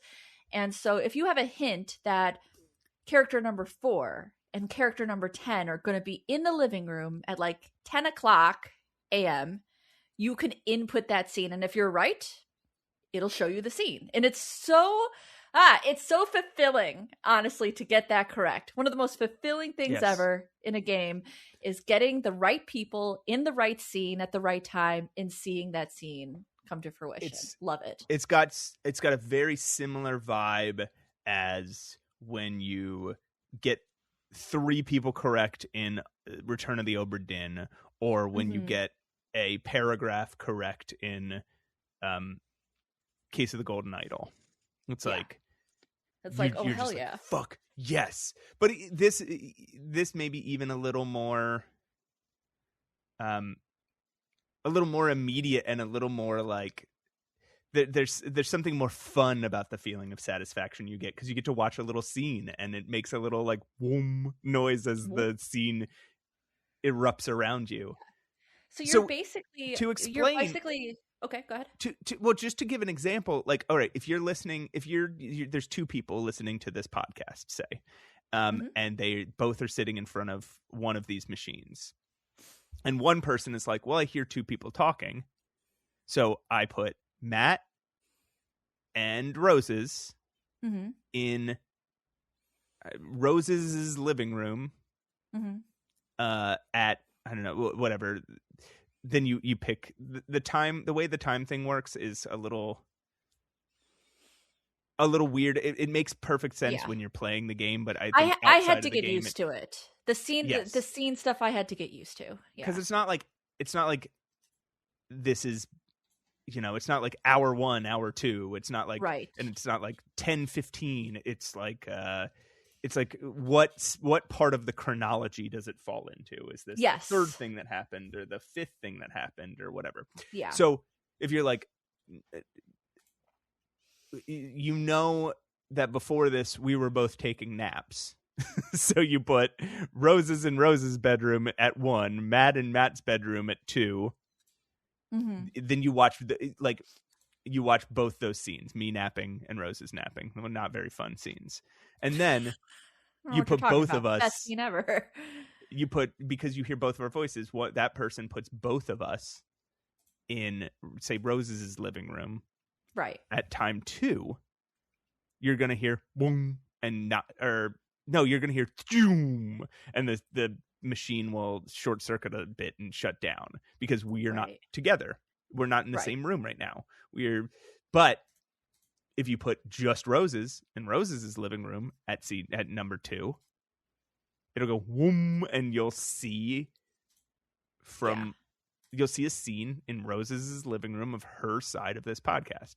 And then once that's over, you do time 2, Matt's living room with just Matt there. Yeah. And you'll hear whoom, and you'll see my side of the podcast. Yeah. I don't think really you record in your living room, but I do. It's a really cool. It's tough. I'll give it that. It's these are some tough puzzles that I struggled with, because I don't normally do these kind of puzzles, but it's such a new mechanic to me. I've never played anything like this before. Nothing. Yeah. And I even got through it without, again, doing the thing that I missed, which is fucking wild. So when you're playing this game at first, you're getting these scenes and you're not seeing characters. You're just seeing silhouettes. You don't really know who they are. Part of the game is figuring out who they are and what happened to them and what they look like and things of that nature. So in the game, early on, you'll see like character 2 and character 4, and they're just silhouettes, kind of walking around a scene like a kitchen or something like that. And then some of the, go ahead. And when you start, nothing is labeled. Right. There's a screen that shows all of the characters. There's a screen that shows all the locations. There's a screen that shows the timeline. They're all blank. You don't even know how many sequences there are in the timeline. It could be 5. It could be 30. Right? It could be 200 for all you know. And there's a map of the house, and it's at the beginning it's blank because you haven't filled in the rooms yet. Right. So that there are rooms. It won't tell you what the rooms are. That there are people, but they're just silhouettes of people with numbers. You don't know their names. You don't even know. Yeah, you know nothing about them besides what you see in the scene. So, sorry, continue. And kind of like Laura Bow style, you get a notebook. And because I didn't do the thing that we talked about, I have so many notes. That's how I played this game, with notes and with memory. And I still really enjoyed it. But you can, to help yourself out, you can write down some notes. If you think you know who one of the characters is, you have a name for them. Because they say each other's names. They'll be like, oh, hey. June, what do you do? You can write. I wrote those down in my notebook. There'll be clues for everything throughout the game. If you're paying really close attention to the scenes, you will get, somebody will be like, I just came from the dining room and whatever, and then okay, I can put this and I was talking to so and so. And like, oh, I can put these 2 people in the dining room in the sequence of time immediately before this one. So the question is, what is this story about, Matt?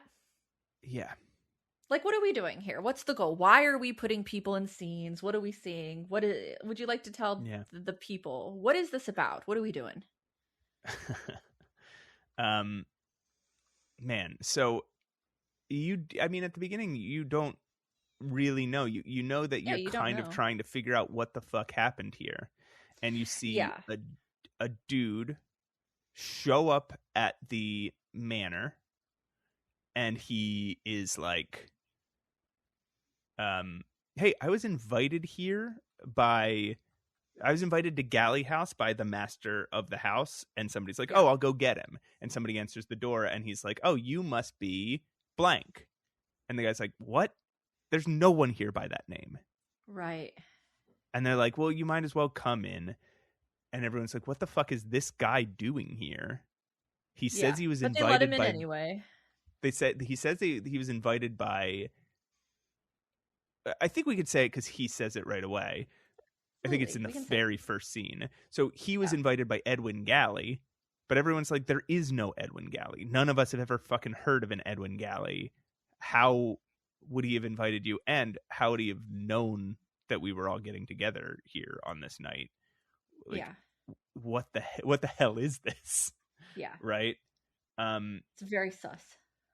And yeah, and then this isn't going to be too big of a spoiler. This will probably be the last of the spoilers of the story we'll give, unless we decide to go to a spoiler section. But pretty soon, a body is discovered. Yeah. And everyone's like, I don't know who this person is. Right. Even though in the game they did know who this person was.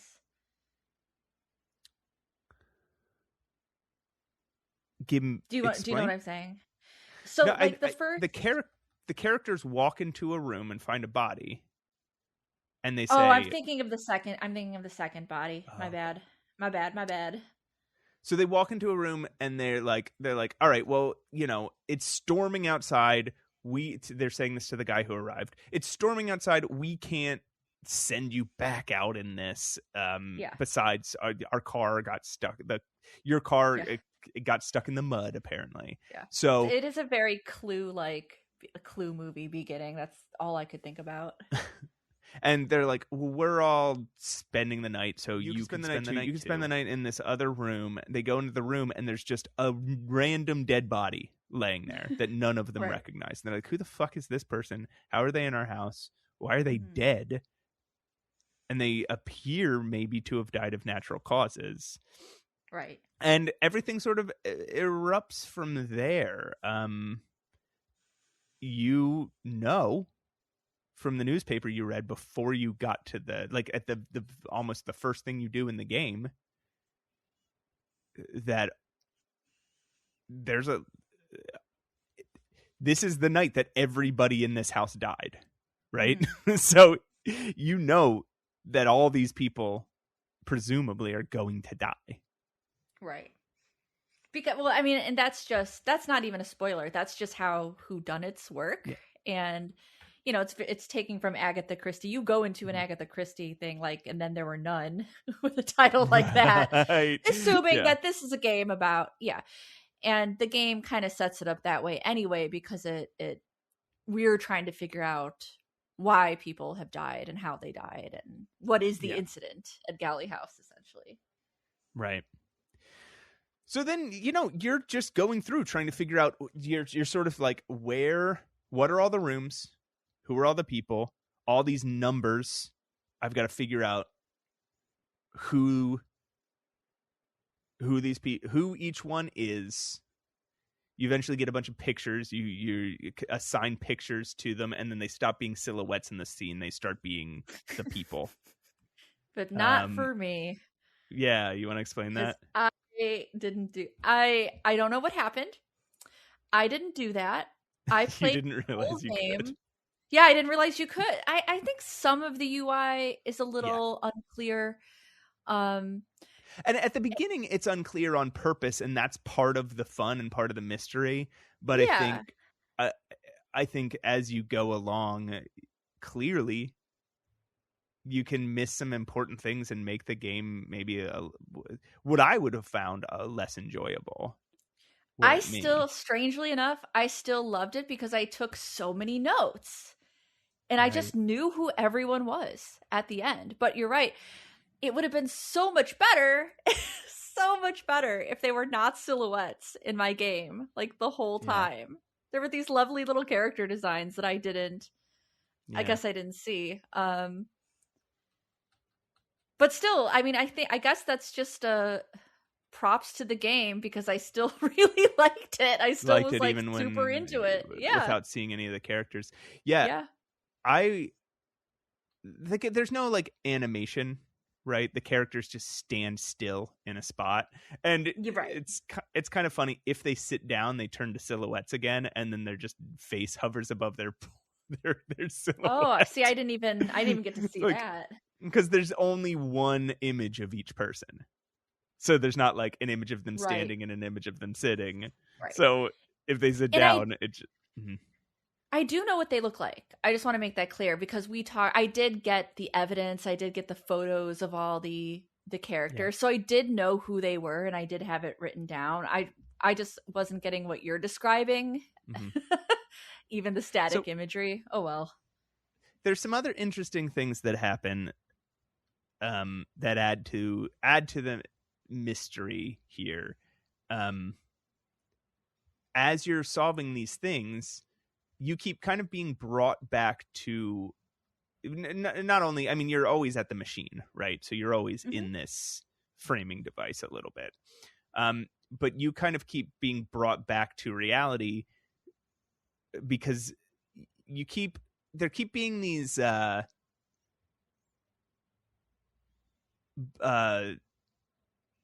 claps of thunder.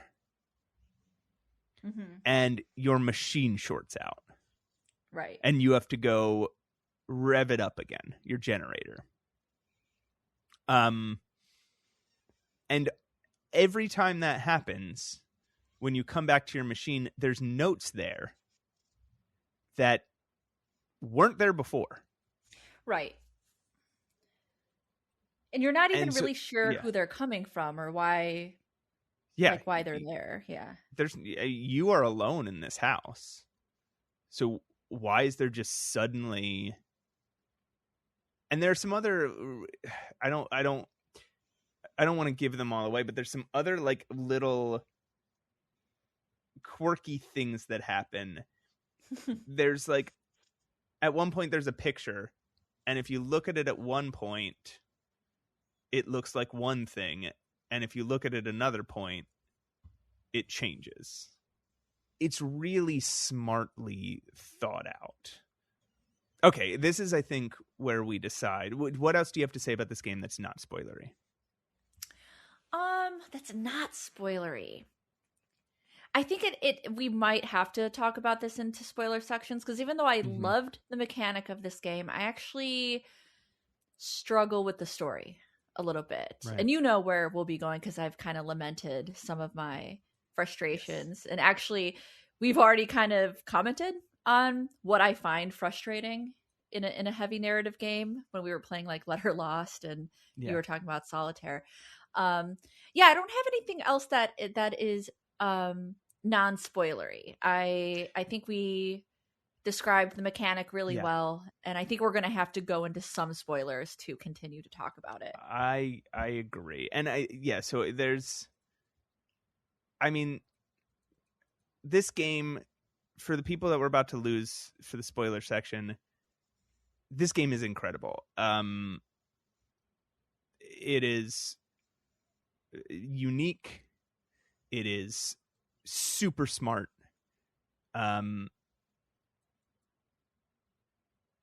The twists and turns are very surprising. Yeah. And what you eventually find out is unlike any story I've ever seen before. Same. Yeah. Very unique. Why don't we spin up that old Victrola again? My God. And we will we'll be back in a second with some spoilers. And yeah, those of you who don't want any spoilers or who haven't played the game yet, come back when you hear the music again, and we'll and listen to us say goodbye to you.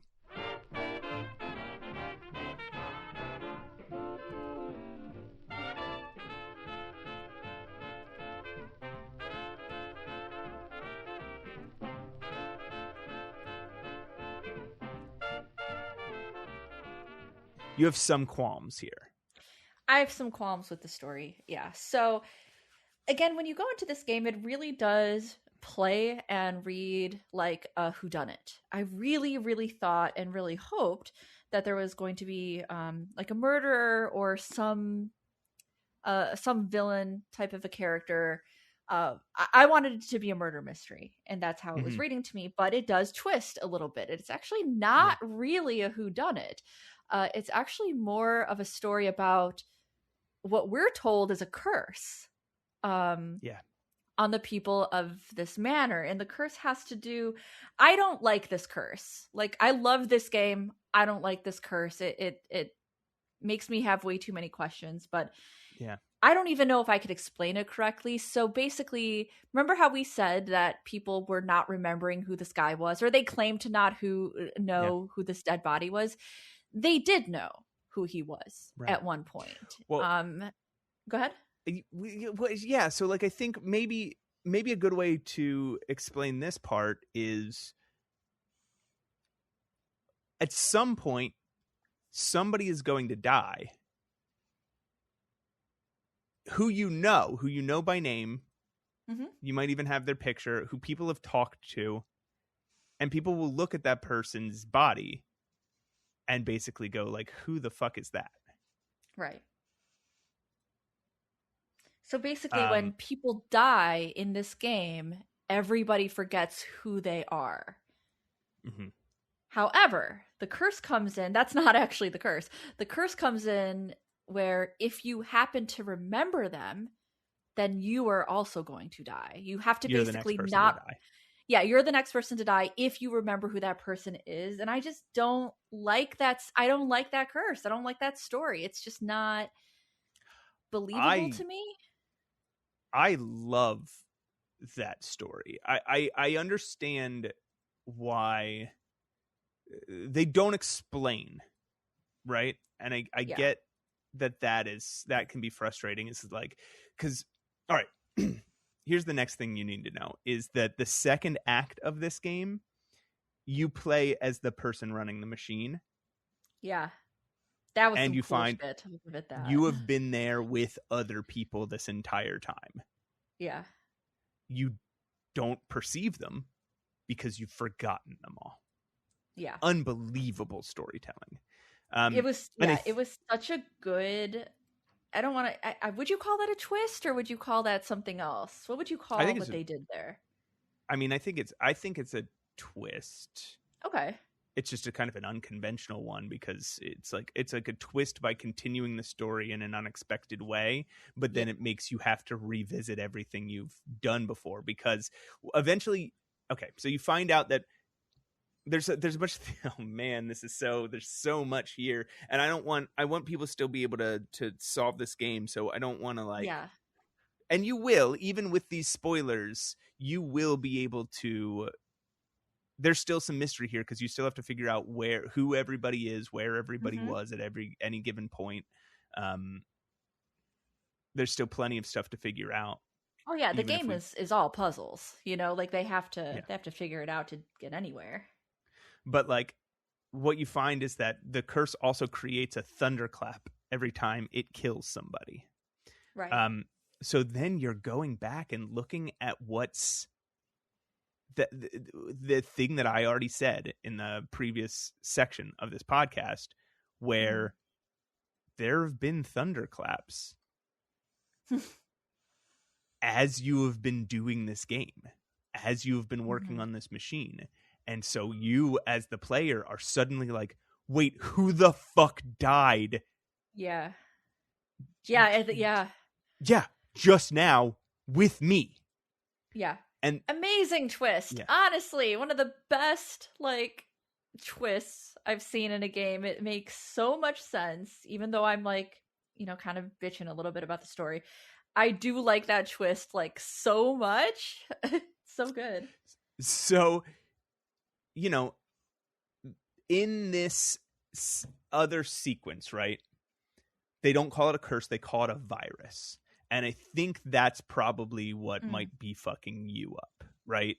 That they turned it from this magical premise where it's like there is some curse over the house that you kind of as a player think part of the point of the game is unraveling. Where did this curse start? Who put this curse on the house and why? Yeah. And it doesn't. Instead, you jump to the future. And you get some hints about the past. Some things this has been going on before the galleys. And you get some hints about that. And so you think, oh, I'm going to go into the past. I'm going to go even further back and see where this curse started. But you don't. Right. And so presumably so you can stop it. So we learned that the machine is like a seance machine, and we're like recalling, these scenes in hopes, I guess, to find the curse and stop it, or the sickness, or whatever. And you go to the future, and it turns it from magic into sci-fi, and it's like, oh, it's a virus. Yeah. And that, I don't think it is a virus. I think it is a magical curse, and virus is just how they were rationalizing it. Right. But we still never figure out why there's a curse, what the curse is. Yeah. Yeah, I really loved this game, truly, but I really wanted some explanation. I felt like a story like this, like if you're going to go with curses and viruses, I really do want to know the backstory, especially if your entire game is set up to do callbacks and to unravel something and to figure something out. It's like, this is what you're setting me up for, I thought. And I also didn't quite like I just don't like you forget people, and if you remember them, I just don't quite understand how that works. I loved it because it made the mystery so interesting. Mm-hmm. Why are people not remembering people that we just saw them talking to? Was such a interesting question to explore. Yeah, I think I could agree that then finding out that the moment that you remember people you die was a little. I might not have loved that part. I don't love that part. Yeah, I can't explain why. I just know that when I discovered that was the trigger, I remember being a little disappointed. But right. But that I was willing to forgive. The only thing that bums me out about this game, I think this game is nearly perfect. The only thing that bums me out about this game is that we don't go to the past and figure out where the fuck this curse started. Yeah. That it absolutely feels like it's leading there. And it not only, I'm not trying to criticize this game for something that it isn't. Mm-hmm. Like, if that's not what they wanted to do, okay, fine. Yeah. But they make me think about that. Yes, yeah. By talking about that this happened before to other people, and they give me names of other people who I write down in my fucking real notebook because I'm like, I'm going to need these names later. Yes. Same. And yeah, it's such an interesting mystery that I wanted more of it. And who knows, maybe there'll be a DLC eventually, or an incident at Galley House 2 where we go back even further and we figure out what the mystery is. I would love either of those fucking things to happen. Me too. Like, I just wanted to know. Again, I don't always need to know a why in a story if it doesn't merit that. But in this, like we're talking about these games that set us up with these like breadcrumbs, and they're implying that we're doing a good job and we're going to find something out. And I just didn't. I just didn't have the answers I wanted, and I still want them. Who is the we can just use. We'll just use first names. Okay. And we'll try not to put them too much in context because we've spoiled the story, so I don't want to spoil the puzzles. Sure. But who is the last person who you figured out who they were? The last person? I imagine it's the same. Yeah, I imagine it's the same now that I think about it. I bet it is. It's how do I say this without spoiling it though? Oh yeah. This is the one that would be This is the one that would be impossible to say without spoiling. Correct. There's an outlier person, and there's that a person is the last person. Yes, there's a person who is an unlikely victim. Yes. Who is, oh my God, you even know that this happened to her, and your documents include her death, and they misunderstand why she died and how she died.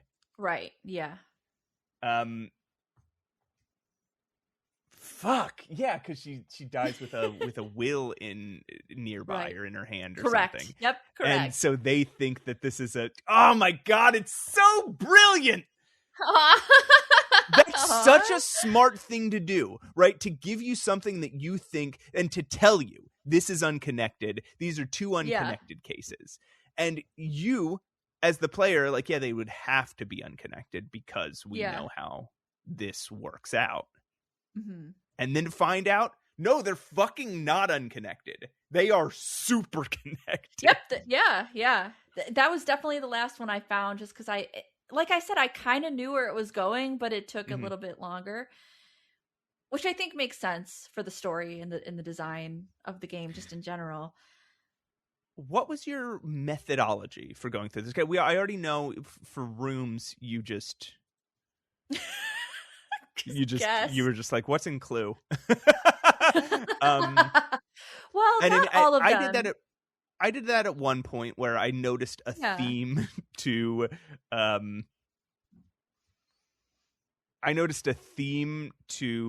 how a bunch of rooms were named. Sure. Yeah. And so it's just like, I'm just gonna follow that theme. I'm just gonna follow that theme, and it turned out I was right. And I don't think that there was. I think you were supposed to do that. I don't think there was a specific clue where somebody says all those names out loud. I agree. Yeah, I agree. Yeah, I had gotten one right, and then I got the rest of them right. So after that, what was kind of like your methodology? Not good, honestly. I really feel, apparently, because I missed some stuff, but I do feel that I was bouncing around quite a lot. I did try to at first follow like certain characters, right? Because this is a game where people are moving around, right? So for a little while, I was following the butler. I was following him. I was just like, I need to figure out, maybe if I figure out where he is going and he can, so I that was the first character I decided to follow. Yeah. I was following the butler. Wow, I wonder if everyone's going to have a very similar experience of this game, because like it is like technically it is non-linear. You could go in any, but is this game so well designed that it leads you everybody on the exact same path? I don't know if it's like that. I think that because that was earlier in the game, you were still collecting clues, that you just didn't have a lot of leads. The fact that we both started by following the butler is really interesting. Yeah, I followed him. Basically, at some point I got kind of like, again, a little haphazard with it, but I mostly tried to target on one person and what they're saying and see if I can put them somewhere else, or if I could follow them somewhere, or if I knew, the butler was here at this point and somebody else was like, based on the first scene, they were in a different room. It's tough to explain, but I feel like I struggled a little bit with it because there's really a lot of scenes, you guys. There is a lot going on in this house, and it branches, and it's kind of like the Colonel's Bequest in a way, where something is happening. Reminded me a lot of the Colonel's Bequest. Yeah, it does. Yeah, and you're triggering these scenes, right? And that's exactly what you do in Colonel's Bequest. And sometimes things are happening at the same. Sometimes you can miss things, which I think I have missed things in this game. I don't think I completed.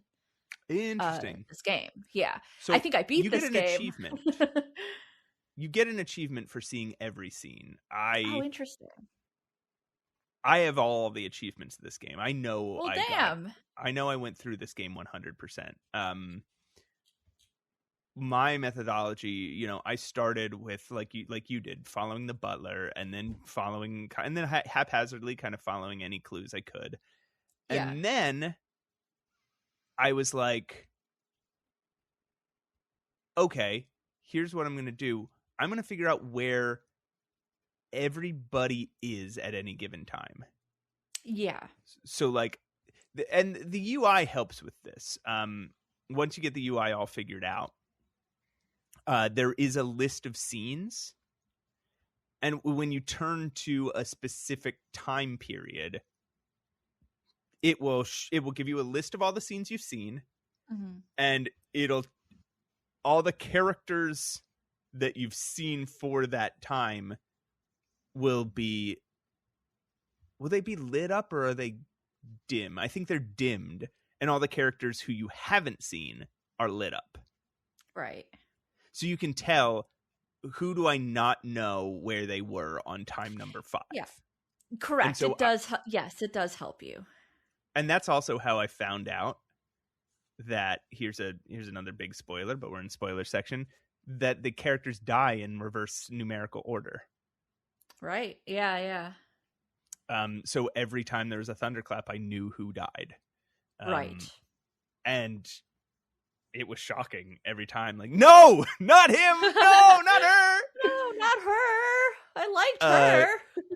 Did you feel that way when you'd hear a thunderclap where you're like, no? I did. Especially at a certain character that I came to like. I got really attached to, so it was sad. First name? Annie. Annie. Yeah. Yeah, I felt sad. Thankfully, she dies pretty late, right? She does die later, yeah. But I was still sad. Because she's yeah. Yeah, I mean, I was sad. I didn't want Victoria to die. Yeah, well, I didn't want anyone to die. They're not, well, yeah, yeah, all right, fine. Yeah, fine. If you're gonna high road me like that, yes. I'm a good person.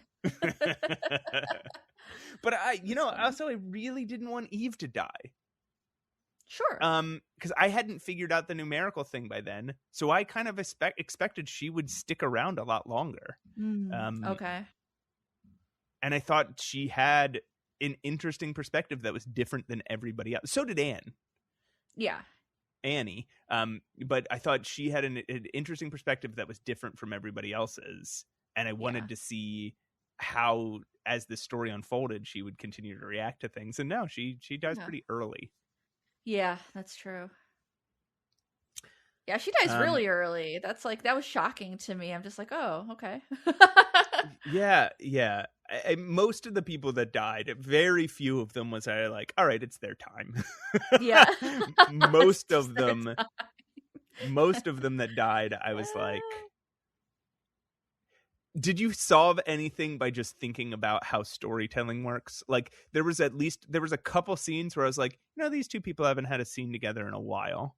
Yeah, and absolutely. They have some unresolved business. So they they probably will have a scene together. And definitely. And you don't have any clues for it. You're just kind of like, I know how storytelling works. So I'm going to solve it that way. Yeah. And like you said, there's not, you can solve these things in different ways. You can do it like I was guessing. It's, making educated, not just like floundering, but making educated guesses. You could follow certain characters, and you can deduce. Absolutely. It's a deduction game, right? So I think it makes sense to deduce by like the storyline and storytelling. So I realized this is barely a podcast anymore. This is just us talking about how we liked this game. But well, what makes a podcast a podcast? Yeah, fair enough. Hey, good question. But thank you. We should bring it back into a structure. So is there anything else that that you need to talk about, that you need to get out about this game? Is there anything that anything else that the spoilers of this game affects your opinion of it? No, I think I basically got out what I lamented about my frustrations with not wanting more explanation. And that's always going to be, depending on the story, that's always going to be something for me. I just like to know. I just like having answers. I just want answers. That's all. I understand. And in this case, I don't disagree. I do disagree with we have different opinions about whether this curse is a cool storytelling device by itself. I think it is. But where we agree is we both wanted more explanation. Yeah. And really enjoyed enjoyed this mechanic and the deduction. God, the cutting to the present. Did we talk about that in this? A little bit, yeah. A little bit. Oh, I said it's like the best twist I've like ever seen. It's so good. It's so good because you cut to the present, and my God, like then the moment you do that, you realize all the thunderclaps were people dying in front of you, and then you're like, oh my God, there were people leaving these things in front on my machine, and it's not that I forgot them. That's what happened. Yeah. No, it's really clever. It's the way they integrate that into the present. That takes a lot of thought, honestly, and a lot of like structure and planning to make a twist like that, I think. This actually, here's something I didn't love. This actually brings another criticism up. I didn't like how villainous the I guess final character was, or the second. I guess we are the final character, right? Were you getting that? Were you getting that impression that there was like a villain type thing going on? Yeah, I guess there was. He was like, I'm gonna try and save everybody by actively murdering people. Okay, right? Yeah, that's like fair. that is what a villain does. And granted, he sacrifices himself in the end, and he's saying he's trying to do it for the good of everybody, and he kind of is doing it for the good of everybody. Yeah. But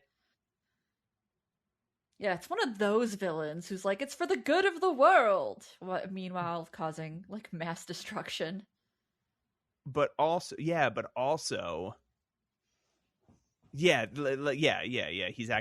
actively hurting people that we see. All right, are we out of spoiler section? We're out of spoiler section. I think this game is a GOTY contender already. I mean, not already. Wow. We're halfway through the year. Just forget what the fuck month we're in here. This is a year that had station to station, perfectized station to station, which that's my GOTY. Which is, I'm not going to say what my GOTY is yet. I'm not going to spoil it. I change my mind a lot, so I don't know. I say things, and then who knows? Yeah, I'm just being ridiculous. Yeah, I'm just being silly. Of course, things can move around. So, but there's some big heavy fucking hitters that are vying for number one. Perfect tied station to station. Esoteric Ebb was so good. Man. So good. And so good. Oh man, I want to play that right now. Incident at Galley House. Even like Mina the Hollower, and like fucking Paranormacite, right? Oh right, yeah. I almost forgot dude. I enjoyed that like so much. Oh, I have a quick thing. Hold on. This will be the last game we talk about today. Hold on. Yes.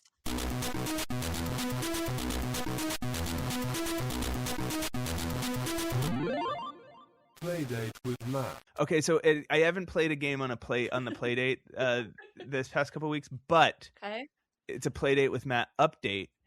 Okay. There was a game I talked about on Playdate with Matt like a year and a half ago or something called. It was about a cute little ghost in a haunted house solving puzzles. Yeah, I remember. And it was called Life's Too Short. Will a full color remaster of the game has been released released on Steam, and you can so if you don't have a Playdate, you can now go play Life's Too Short. I'm so excited. I'm excited. I haven't played it yet, so I can't speak to its quality, but it was such a cute little game, and just quickly. All right. Oh, that's so great.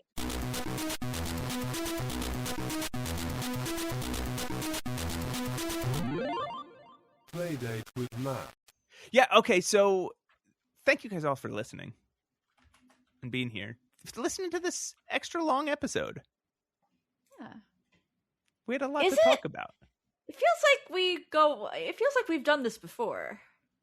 Yeah, we've had episodes this long, but it is not common, right? I think it might be.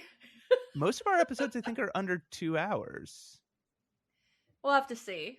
This one, even after editing, I think is going to be just over 2 hours. Yeah, maybe. We'll see. We'll see how I feel about the edit. See how much I edit out. But yeah, I don't know what, I'm not sure that we'll try to stay on schedule, but I don't know, no, we're not going to commit to that right now, but there are some cool games. What? We have an announcement. Oh, yes. Go ahead, please. Okay, we have an announcement. I'm so excited. So I'm happy to tell you guys that we're going to be speaking at Adventure X this year in a few months in London as Save Your Game Live. We're doing we're not just doing a talk. We are doing Save Your Game Live. We're doing a version of this podcast live.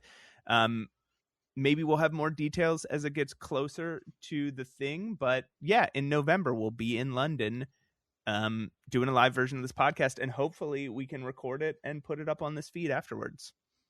I'm so excited. I'm excited as well. It's going to be a super fun me. Time.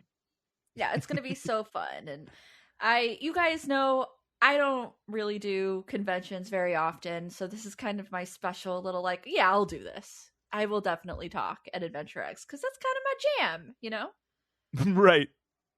Next up, the Murder, She Wrote convention, which is a real thing. That's not a joke. Oh my God. If you manage to get a show at the Murder, She Wrote convention, let me come help you with it. Let me come do the, what would you do, actually?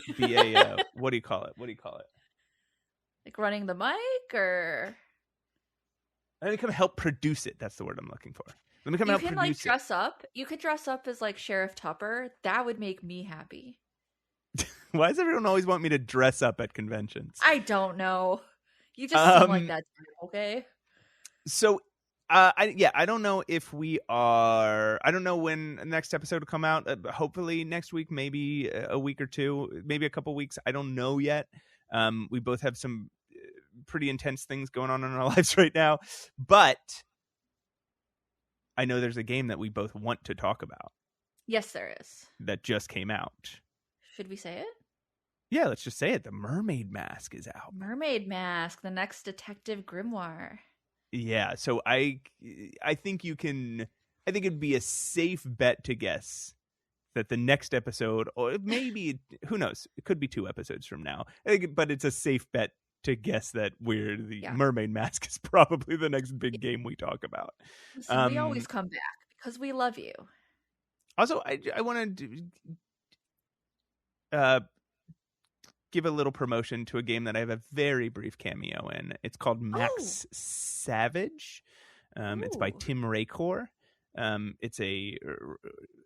I'll just read it, the Steam page. It's a retro arcade space combat meets action adventure exploration game. And it's a cute little retro looking game. And I have a brief little cameo in it. So I think I have a cameo in it. Really? I think we both have cameos in it. Wow. See if you can find our lines. Nice. We're famous. All right, everybody. Why don't you do us a favor and follow us on Instagram at Save Your Game Podcast. You got it. You did. Yes. You can also, obviously all these are posted on YouTube, so like and comment and share all that stuff. You can also email us at mattandroses@gmail.com. What else can they do? They can send me some bagels. I really like bagels. I will accept bagels. You could subscribe to my YouTube channel, fam. You could go listen to, if you just cannot get enough of Matt Allcap. At bagely.com, where you can buy you can send a bagel to your favorite creator once a day. Don't be alarmed. I'm the only one signed up for this that you can send bagels to. You can send bagels even worry. And you can probably listen to coordinate. Menace. Oh, thank you. Yeah. Yeah, it's been a lot of fun. Matt loves podcasts. That's what I've learned about my BFF, Matt, is that you love a podcast moment. I love a podcast moment. I like listening to podcasts. I like making podcasts. Yeah. I think it's a cool. I like talking. I think it's a fucking cool medium. I think it's, It's like a radio show. It's like old school. Yeah, it's like a radio show, but you can be a little more casual and accessible to everybody. Graphic. Yeah, you can say fucking bitch. That's it though. Just fucking bitch. All right, everybody, that only leaves one last thing to do before we get the fuck out of here. And that's just to let you guys know this one universal truth that has always been true and always will be true. And the thing about me loving podcasts is I love them because podcast is art. Right. And that, I mean, it just goes without saying, because I'm an artist, artists suffer. Artists suffer.